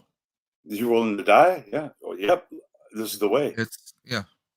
And I and what love was that too. I'm like, what they're not going to die, are they? what was it that Boba said? Like something like something to the Even extent this of like bantha damn voodoo. right. Yeah, he's like, well, at first he's like, you believe in this bantha voodoo stuff, and he's like, yeah, And, damn right, this is the way. and I mean that was an awesome moment between the two of them. It was, and I wish there was more moments between the two of them Yeah. because there hasn't been a lot of dialogue directly between those two. It's always been in a group environment, and it's always like it's just at the end of the scene. Oh, he gets a line, he gets a line. Now we're off to do something. Yeah, It was it always almost quick. to me it almost felt like, okay, maybe Mando Dinjarin can kind of see like, okay, if I don't, even if I don't patch things up with the Mandalorian, I could still. This shows me that a Mando can still exist outside of the Yeah. outside of the religion, outside of the creed. You know, And it I can think kind of that's show part of the him. story too, is Boba Fett learning more and maybe believing more in this Mando Creed stuff, as he learned with the tribalism with the Tuscans. Yeah, He's kind of seeing similarities with the Mandos, like how the creed that Mando is speaking of, like, oh, you believe in that horse, Pookie? Like, yeah. yeah, like, give it a shot. Not give it a shot. It wasn't like he was trying to convince him, but I do believe that Boba Fett is still the central character in this whole Mandoverse, Yeah. and he will end up the Mandalore, the leader with the dark saber. Yeah, I know a lot of people were talking. Oh, they want to see him wind up with the saber. Maybe that'll happen somewhere down the line. But I don't. I would bet money on it. I really think that he is the central character in this whole Mandoverse, all of it, and yeah, like they said it was all tying to a big movie, and yeah, that'll be it. Like they wrote this stuff and all these stories I mean, well in advance. They're not I think changing it every year. I think that would They be. already I know. personally, I would love to see that as a movie. Like everything And leads that's up, and why they're then you have showing him as a leader who is gone from a bounty hunter to a fearful crime lord to a leader, yeah, like he can be a leader of the Mandalorian creed now. He's working his way up to that pedestal that we don't see that in Mando. We don't see it in Armor. We don't see it in Bo-Katan. no, We don't see it in any other character that they could lead all the people. Right now, Boba is leading like a city and a whole and county in Star Wars, so to speak. yeah, and I mean, look at it from another perspective. He has his foundlings, So Yes, the exactly. the mod squad, he's taken them in. He's given a chance to a supposed enemy, Chrysanthemum, Yep. and he brought him in. I mean, he's done a lot of things. What he said, he wanted to rule with respect and luck. At the end Yep. of the episode, he's walking with what's her name? Yeah, with Forgot her Fennec name. and Yeah, playing he's the walking theme with Fennec, song with like a and pan flute now. The music was very Robin Hood like, yeah, which yeah, I thought and was cool. everyone's bowing, and Giving him saluting fruit. him, and Oh, Lord. I So mean, very, it's which happened in Godfather, I believe. yeah. So I mean, a lot it's of the callbacks are to the Godfather, Godfather 2, yeah. because Or when the major domo wrote that that peace treaty note, yeah, he's like, "Oh yeah, here, well, here's what I have to offer. Nothing." And that's exactly what that's from Godfather yeah, 2. And I recognized it. I'm like, he's gonna say nothing. Like I know yeah. he's gonna say nothing because It's like that's what they said in the Godfather. So I like all yeah, the callbacks, and I'm such a freaking Star Wars nerd. And I don't think it was low budget. I don't think it was poorly written. I think we're only 1/3 of the way done this story, and now. I'm happy for the rest of it. Did you feel a little bit happy when some of those Vespa bikes got trashed and damaged just a little bit? Yeah, but they didn't. In the end, they didn't. They had all the main. There's four of them, right? The main four, who we've seen all three of their bikes crashed, and we saw five different mods get Yeah. shot and what looked like they got killed. But the four main ones all survived, and so did their bikes because they were there in that Well, final well, scene. they probably had Bikes more were mods all done there. because well, look at the the little teaser we had in the credits with Cobb Vanth. Yeah, yeah, in the back Yeah, of the tank. yeah. Yeah, So you think maybe when Boba heard that the possibility he was taken out, that maybe he kind of reached out to the modder, be like, hey, there's this guy. I want you to try and do whatever you can. I So kind of have a sneak feeling they might be planning a show for him now because I think he's he's probably the most loved character out of the Boba Fett show, believe it or not. And of the the newest up, yeah, third the newest characters definitely. past year, and out of the Mandoverse, Mandalorian show, he's probably like the third most popular character after Mando and Yeah. Grogu. So I think he's very well liked by the fans, and they're going to utilize him. And I can see him getting a show like Freetown, But I also think he's hiding something. I know he's hiding something because he A mentioned deeper it last past. episode. He mentioned it last episode to the Weequay guy. They're like, no, our town's not gonna get involved. It's not our business. And he's like, well, you know what? After I tell them what I gotta tell them, they might change their mind. We still don't know what he wanted to tell them Yeah. because a minute I mean, later he got shot by Cad Bane. So, and in the books, the canon books that came out, Aftermath, in those books, he is hiding Jabba's son. okay.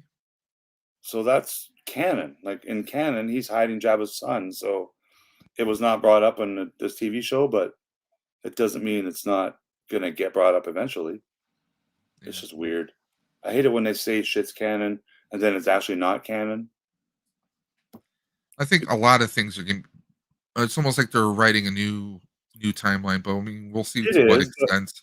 I think 4 years ago they said, okay, everything we release now in comics and books and movies and TV shows is the new canon. So 2 years ago, there's a comic where they throw Jedi Yoda's lightsaber in a fire. And now 2 weeks ago, Yoda's It shows lightsaber. up, yeah. So I'm like, well, you can't say that's canon and then retroactively change it. Or did Yoda build a new lightsaber? Well, either way, don't fucking change it. Just stick with it, or don't say you're going to stick with it. Yeah. You've gone back on your word. And another thing I don't think that they've realized is Favreau and Filoni writing this. I know they're thinking about it, but a lot of the people I see that don't like this show are people that have never watched the Clone Wars. They've never watched Rebels. They've never watched Bad Batch. They've never played a video game. They're just people that watch the original movies, and it's not enough for them to like it. Or it's people that watch the original movies and maybe some of the sequels or the prequels, but none of the cartoons or video games, and they don't really like it.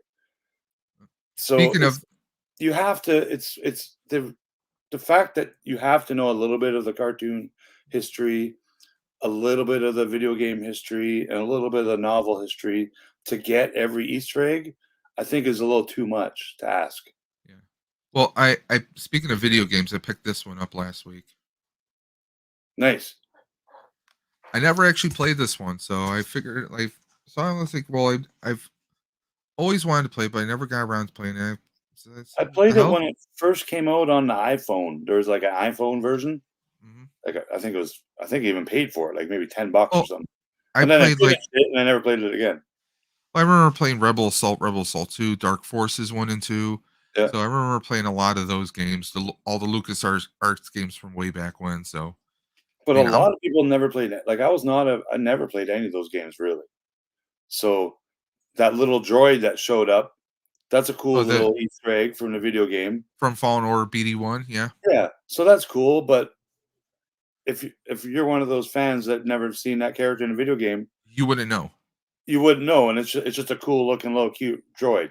So you still should get some enjoyment out of it. But any of those other like the Cad Bane, like a lot of people that 30-year-olds or younger that watched those cartoons growing up really love Cad Bane and all those Ahsoka and all those cartoon characters. So they are the most excited to see this character. A lot of guys who are my age who've never watched any of those cartoons, they don't know who it is. So they're like, well, who's this guy? He's kind of cool, but why? I don't get it. Like it could have been someone else, been Box, could have been IG88, it could have been anyone, right? So I'm happy they're trying and they're bringing in these cartoon characters, but I think they're losing some fandom people Yeah, because of it, because it's that. because But people are well, who is this I guy? understand at the same Yeah, time. You're trying to please everybody. The guys who only watched the original trilogy, the people that got into it during the prequels, and then even the younger fans who got into it during the sequels and Baby Grogu years. yeah.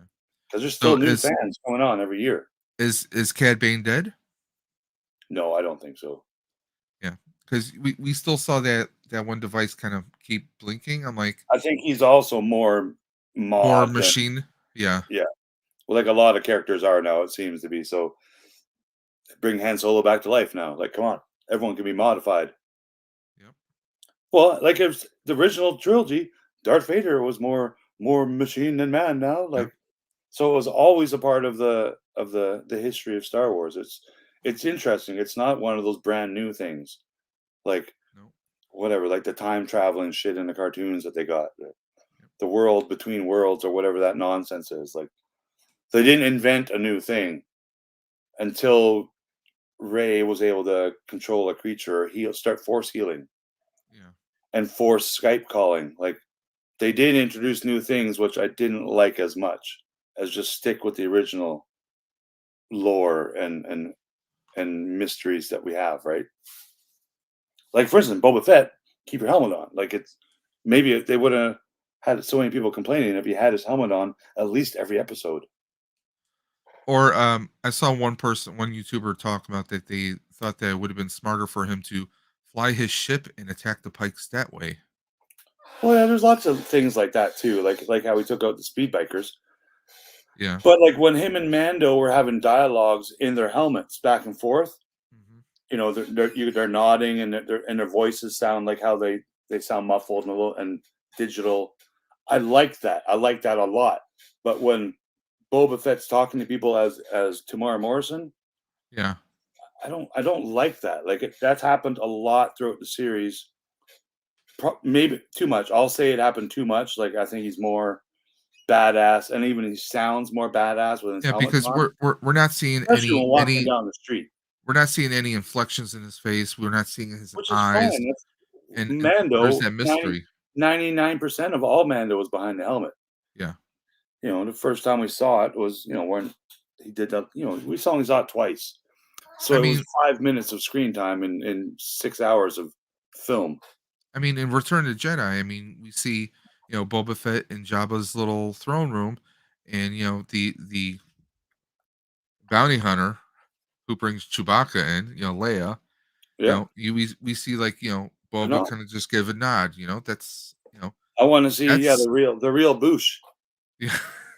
No, for real. Like that's what I would prefer any of that stuff than the High Republic crap or Clone Wars Part 3 or Rebels Part 4. Like I know people were hoping show for the story Boss. of Boosh and Werher the bartender. Like I think we will see more Werher the bartender in the Obi-Wan Kenobi show. So that's what I look forward to most in that show is again more of these Easter eggs and original trilogy creatures and locations. Even though everyone complains Star Wars universe is so small and it's only around Tatooine. Yeah, that's right, man. Deal with it. Star Trek takes place on one freaking spaceship the whole time. Deal with it, man. Do you It's think part of maybe? it. Do you think maybe young Cobb had interactions with Obi? No, because I think he would have been too young. I think Cobb Vanth was introduced in those books, and he lived a little bit of a life with Boba Fett's armor. So, however long Boba Fett didn't have his armor, we're thinking it was a couple months, maybe longer. But what was he 5 native years to total, right? Tatooine, or did he come to Tatooine? 'Cause 5 I years didn't read the total. books. 5 years total. Boba Fett didn't have his armor. Yeah. So, did Cobb Vanth have that armor for 5 years? I think pretty close to it, because Cobb Vanth knew he had the armor. So he obviously had a little bit of a reputation with the armor. Well, He's would probably you a little do more a badass. would you do a Cobb show where it's him finding getting his hands on the armor or something leading I up to think that? they could. It would be a lot of flashbacks in it. Yeah. By now, they can see that 25% of the fandom doesn't like the flashbacks. So, I'm sure they're rethinking about new stuff like that. But a lot of stuff I think they've already written and they're going forward with it. And no matter what people think. And Because with it our being a whole with it being a whole kind of Western vibe, I think he's like the perfect person. Between him being on Justified for so long. Yeah, That no, he's a series good that he actor. was. Like it's basically it's not even a different role for him. It's the same role he's always played his whole life. He can be funny Cowboy. too. He can be really funny too. Yeah. Yeah, he had a short-lived series with him and Drew Barrymore called Santa Clarita Diet. It was on Netflix. Yeah, that was just a couple of years ago. Yep. Or last year even, yeah. But it was a really funny show. He can be really funny at times. So it's Yeah, gonna it be just interesting to see one what happens. season, I think.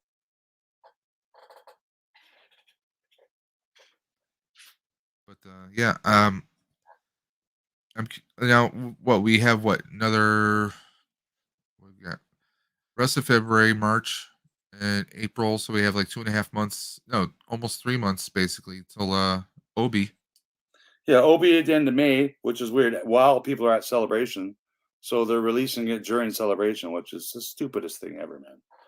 So You think now we have to stay up till midnight while we're traveling and watch this on our iPhones and shit. It makes no sense, but that's what's going to happen. Yeah. But yeah, in March comes the Moon Knight. That's a Disney Plus show. Looking forward to that. I think that's actually the next thing we get because Batman's not till when's Batman come out? Yeah. I honestly I don't know because I'm not really looking forward to it. I know I'll watch it at some point in time. I'm just not. It's not on my priorities because I'm not getting good vibes from it. No, there's nothing that wants me to go to the theater right now. Let's put it that way. Yeah. Like I did want to go to the theater when James Bond and Ghostbusters were supposed to come out like 2 years ago, but Yeah. now I can watch Boba Fett at home, man. Why do I need to go to the theater or Peacemaker? Like there's nothing better than those right now, so I'm happy to watch those at home. But I'm trying to think of anything that really has me like I'm not jazzed about. Like, there's a lot of stuff coming. Like, it's for the most part, it's going to be streaming services. I mean, finally after a couple of years, Orville's coming back to Hulu. Yeah, It's the third season, so I'm looking forward to that. I saw some on Twitter the other day. Is they made some fans made a fan film, an Orville fan film. Yeah, and I saw a picture of them in costumes, and they looked great. Like they looked just like they could have been on the show. So I might go Google it and look for that a little fan film on Orville. But yeah, and then there's a couple of Star Trek shows coming out. Right? I like to see the one Picard. Yeah, Picard's coming out, and I didn't really like the first season, even though I watched, I think more than half the episodes. I didn't watch them all because I lost interest. But now Q was the only character I thought was a John cool Delancey. I character. mean, And I met him in Vancouver before, so I kind of, and Whoopi Goldberg's in it, and we'll see number Guinan, one and yep. a lot more characters. Will be on it, so Well, I I have a think little bit interest in it, but really we're not gonna much. get a look at kind of a mirror, almost a mirror universe take on things, because if you saw the trailer, we know that time is basically altered, and Picard and his new crew have to basically go back to the 21st century and Yeah. set things right. So it's got kind of a Star Trek 4 kind of vibe to it, which is not a bad thing. It's always a good laugh seeing the culture clash. And I know You know, Mark Bernardin wrote a lot of from. I think he was involved in season 1 and season 2, and he's a pretty talented guy, and I think he's got some confidence in it too. So look but for a new show that's got Pike guy in it, or whatever. Like, it's just a new Star Trek, right? It's the prequel to Captain Kirk. oh, the was it Brave New Worlds? Yeah, that one it's gonna be Pike in his ship. So we get we get number one. Yeah, so I like 'Cause- that actor. Like, yeah. so I kind of look forward because I didn't the other new Star Trek they made a couple years ago with the girl. Uh, Oh, I, th- Discovery. I I thought those were terrible. I'm still I think it was one watching of the this. worst ones they've ever made. I still watch They it. Just still make I it, mean, don't they? yeah, they still make it. Yeah. I watch it because I was like, okay, this is interesting. I kind of like the concept of the first season, and first season I think was really great. I Yeah, actually I enjoyed the only first watched season. the first season. I stopped after the first season. I Because I couldn't like go the whole anymore. thing. Like, okay, we have a new take on Klingons. That's interesting. They kind Yeah, of I altered wasn't happy the. with that. I Yeah, didn't I like the mean, new Klingons. if they would have done the concept of the Klingons, but as a different species, I think that would have worked a little better. Because now it's like, Yeah, okay, because it's like we're changing a wiki. You can't we're change how an original creature looks. we're retconning everything now. Basically, it's that's what kind of pushed a lot of people, and the whole thing, like oh, the captain is always she's always got this kind of way about her. And it's like, no, you can't do that. Yeah. Like Michelle Yeoh was fantastic as both versions of herself, of that character. I mean, there was a lot of good elements, and the guy who played the captain of Discovery, awesome actor, and I would have liked to have seen more with that, but they kind of killed that noise very quick. Yeah. But it's like, it's a Star Trek show, and for every so often you wind up maybe with no Star Trek at all. So I'm just kind of like, okay, I'm curious to see the whole what if type situations to see what That's happens. why I like that Orville show. I like that Orville show better than Yeah. any of the new Star. Like, I never even It's liked more the Next Generation. I just watched it because there was nothing else on TV in the '90s. it's But more Star Trek than Star Trek. it did. It was very. It had a retro feel to it, but it didn't feel low budget. It felt like it was on par with Yeah. if this original Star Trek '60s show kept filming, it would still have the same. It felt like it was in the same universe as that. So Yeah. I like that, and it was funny as hell. It had a Well, lot more comic in it than well, any Star Trek ever did. Seth It was never meant to be MacFarlane funny. Seth MacFarlane, I think he wrote a little bit, and he also had some small cameos in Enterprise and the Scott Yeah, I Bakula believe he Star did. Yeah, Trek. Yeah. So I mean, obviously, it shows that he's a big fan of it, but he's been balancing the humor on it too. He's taken obviously his experience with Family Guy, American Dad. That's those are all his shows, yeah, and he's and been doing he's it a really long showing time. that. And I mean, look who he's had on the show. He had both. We had the actor who played Dr. Phlox, and we had Robert Picardo, who was the Doctor in Voyager, in the Mhm. same episode. Oh, I okay. mean, it they've done some really great stuff with it, and it just And it sucks had that Norm it's been. Macdonald on it too. Yep. Before he passed, it's going to be interesting if they address something happening to that character, especially because the Well, I character think they've already filmed their was latest season, and so I think yeah he probably would already did his voiceover stuff. You can do because that the in a doc day. because he was involved with the doctor of the Yeah, show, he did. He had a and relationship. and So he's like she a is crime guy sh and he had a relationship with a yep, human. and she's a Star Trek alum. She was Cassidy Yates on Star Trek Deep Space And Nine. I like the cast on that show. I thought it was very well cast. Because there was also the kind of unisexual alien creature too that had you know, they're obviously male actors, but it was like they only had one sex, or they're how they had sex was just males. It was just it was a weird thing. Oh But, yeah, I know who you're talking about. but I mean, it was The original. Like, tactical. yeah, Yeah, it was yeah. just a neat twist on stuff. You know, instead of Captain Kirk always hooking up with these alien chicks, like, why do they have to have chick aliens and male aliens? There's not an alien species that's just And asexual, or his mate is actually one of the actors from The Walking Dead. oh, is it really? He, if you're, I don't know if you watched The Walking Dead. There was a season, I a did couple for the seasons. first 32 Yeah, seasons, and then I stopped. I haven't watched the there was last a. 32 Remember seasons. the one guy who carried a claw hammer, Tyrese? No. Oh yeah, you black guy. Yep, yeah, that's his mate. Okay. You Yeah, can't tell, but I mean, he it's died yeah. in what, season 14? Season. I want to say season I don't know. They literally 6 or must have something. Yeah, got to be close to running as long as because Simpsons, like her 25 sister years. or his sister on Walking Dead was Where's the Rick? one from the Discovery. Rick is Did they still ever alive. find Rick? Well, they're making the TV movie for that right now for AMC. Because haven't they been making that for 8 years? Where Well, they last teased him maybe being alive, and then they haven't gone back to that in like 10 years now. well, because there was a whole thing with the bridge blowing up, and he was found by Yeah, this that's right. Yeah, yeah, that's I think the last and time I watched it. taken off by the military somewhere else, and nobody knows where he is. Yeah, Daryl and them never found his body, so probably in Canada, hanging out with the Wolverine. hey, why not? But yeah, they're supposed to be filming that right now. I think one or Okay. two movies with him.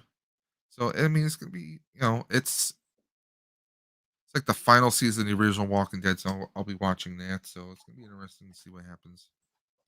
What have But they yeah, actually said it's a final season now? yeah, but they still have all the spin-offs, including they're developing a new spin-off, of course. Yeah, I remember I watched one spin-off for a season, then I stopped. I just lost the interest in it. It was Fear the so many Walking Dead. years, same thing. I hope that Fear the doesn't happen Walking with Dead was Star Wars, okay. Yeah. where I I don't mean, get tired of it. the thing is with the zombies, it's it's just you get the humans who are sometimes worse than the zombies are, Hmm. and some of the better seasons have really gone. I mean, Negan, one of my favorite characters, was bad guy. Yeah.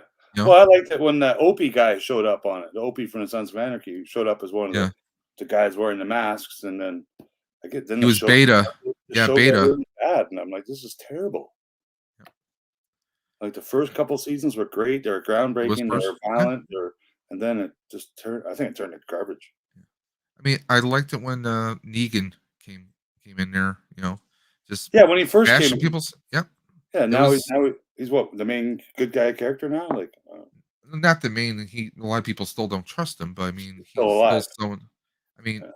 not for nothing. If I was in that world, damn straight, I would be pairing up with Negan. I'll follow him because he's going to survive. Yeah. But is what it is. Let's see what else is going on. Yeah, I think like Jurassic Park is probably one of the big movies I'm looking forward to right now. Moon Knight, and I'm not too sure And what else Jurassic is. Park's not till 2023, isn't it? When is it coming out? Let Like me see. next New Year's or something. I don't want to say it's that far out. It could be though. Yeah, I got just. If I had a list of stuff I'm looking forward to, yeah, there's not much, man. There's nothing they're really making that I'm super hyped about. It's No. Uh, says Dominion. I typed in Jurassic Park Dominion here, and it shows June 10th of 2022. okay. So It's this later summer. this summer. Yeah, $165 million to make it. So I'm sure they'll make that in no time. I bet you they spent more than $100 million making this season of the Boba Fett show. Like, people think it's all low budget. No, man, this shit costs money. Like,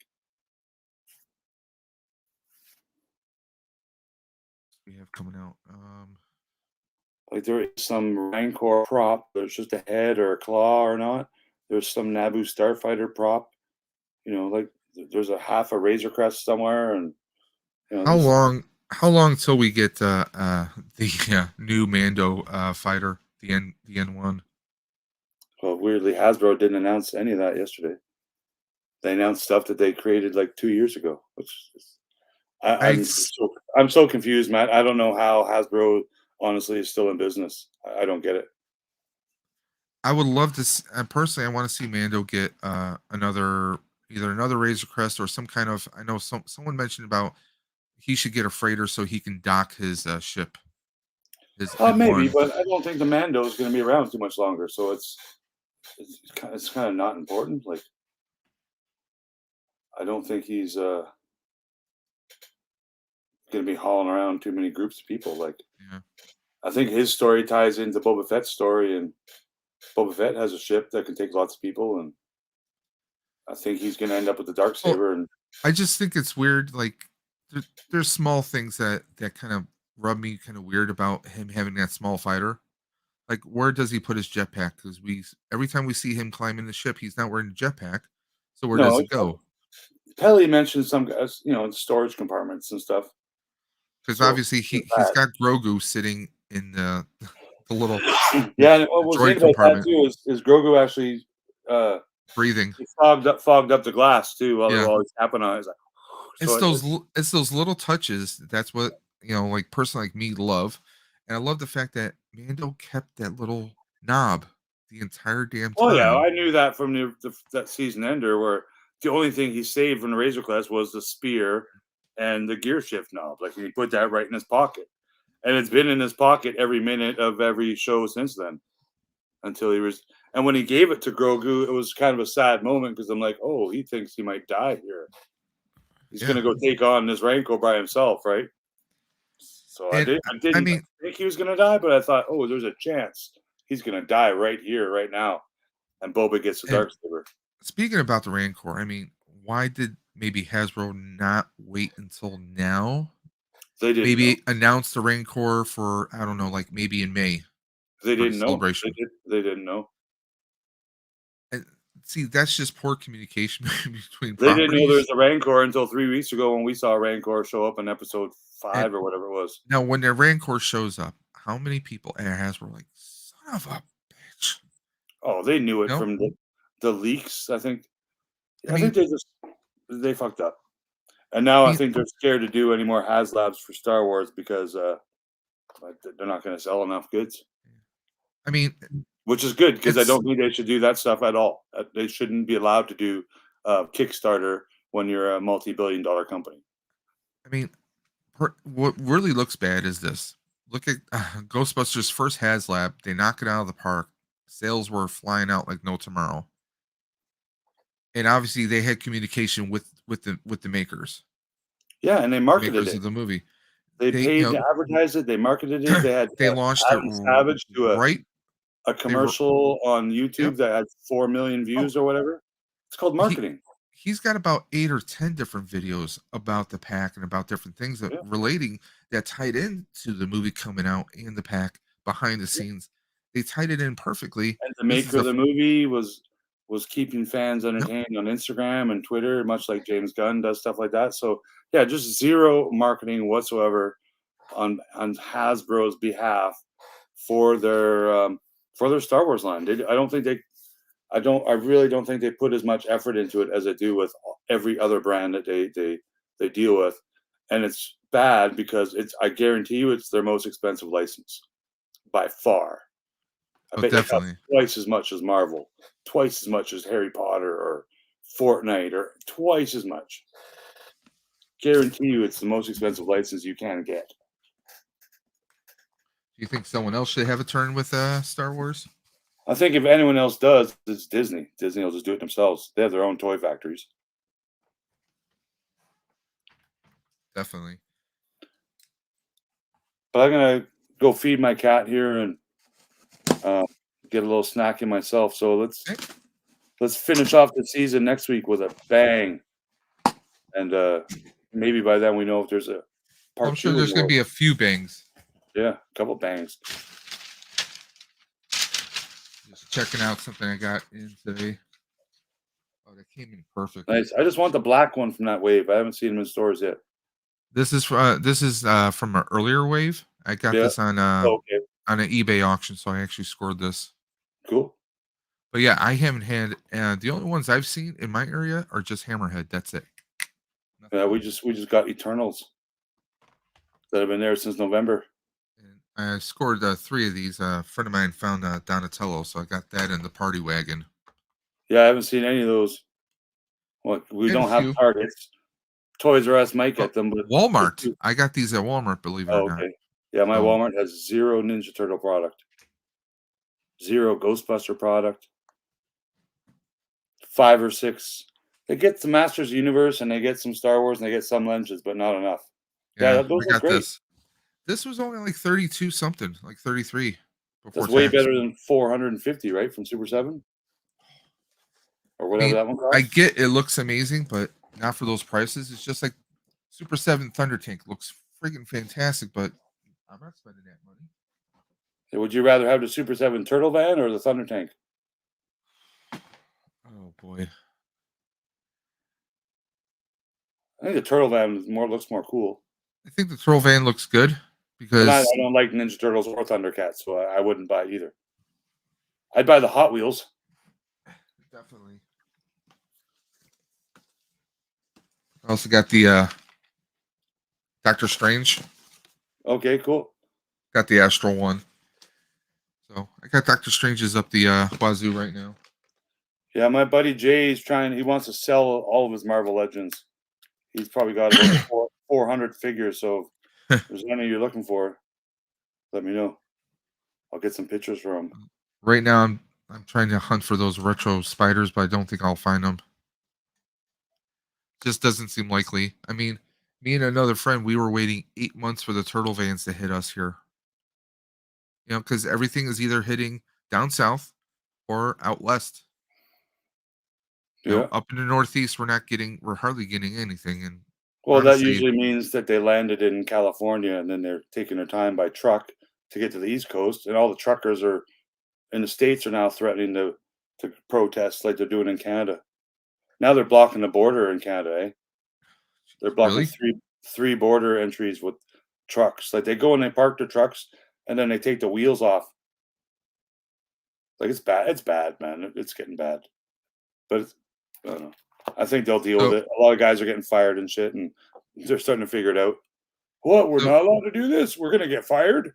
So you want a good laugh? Speaking of deliveries, does that make any sense?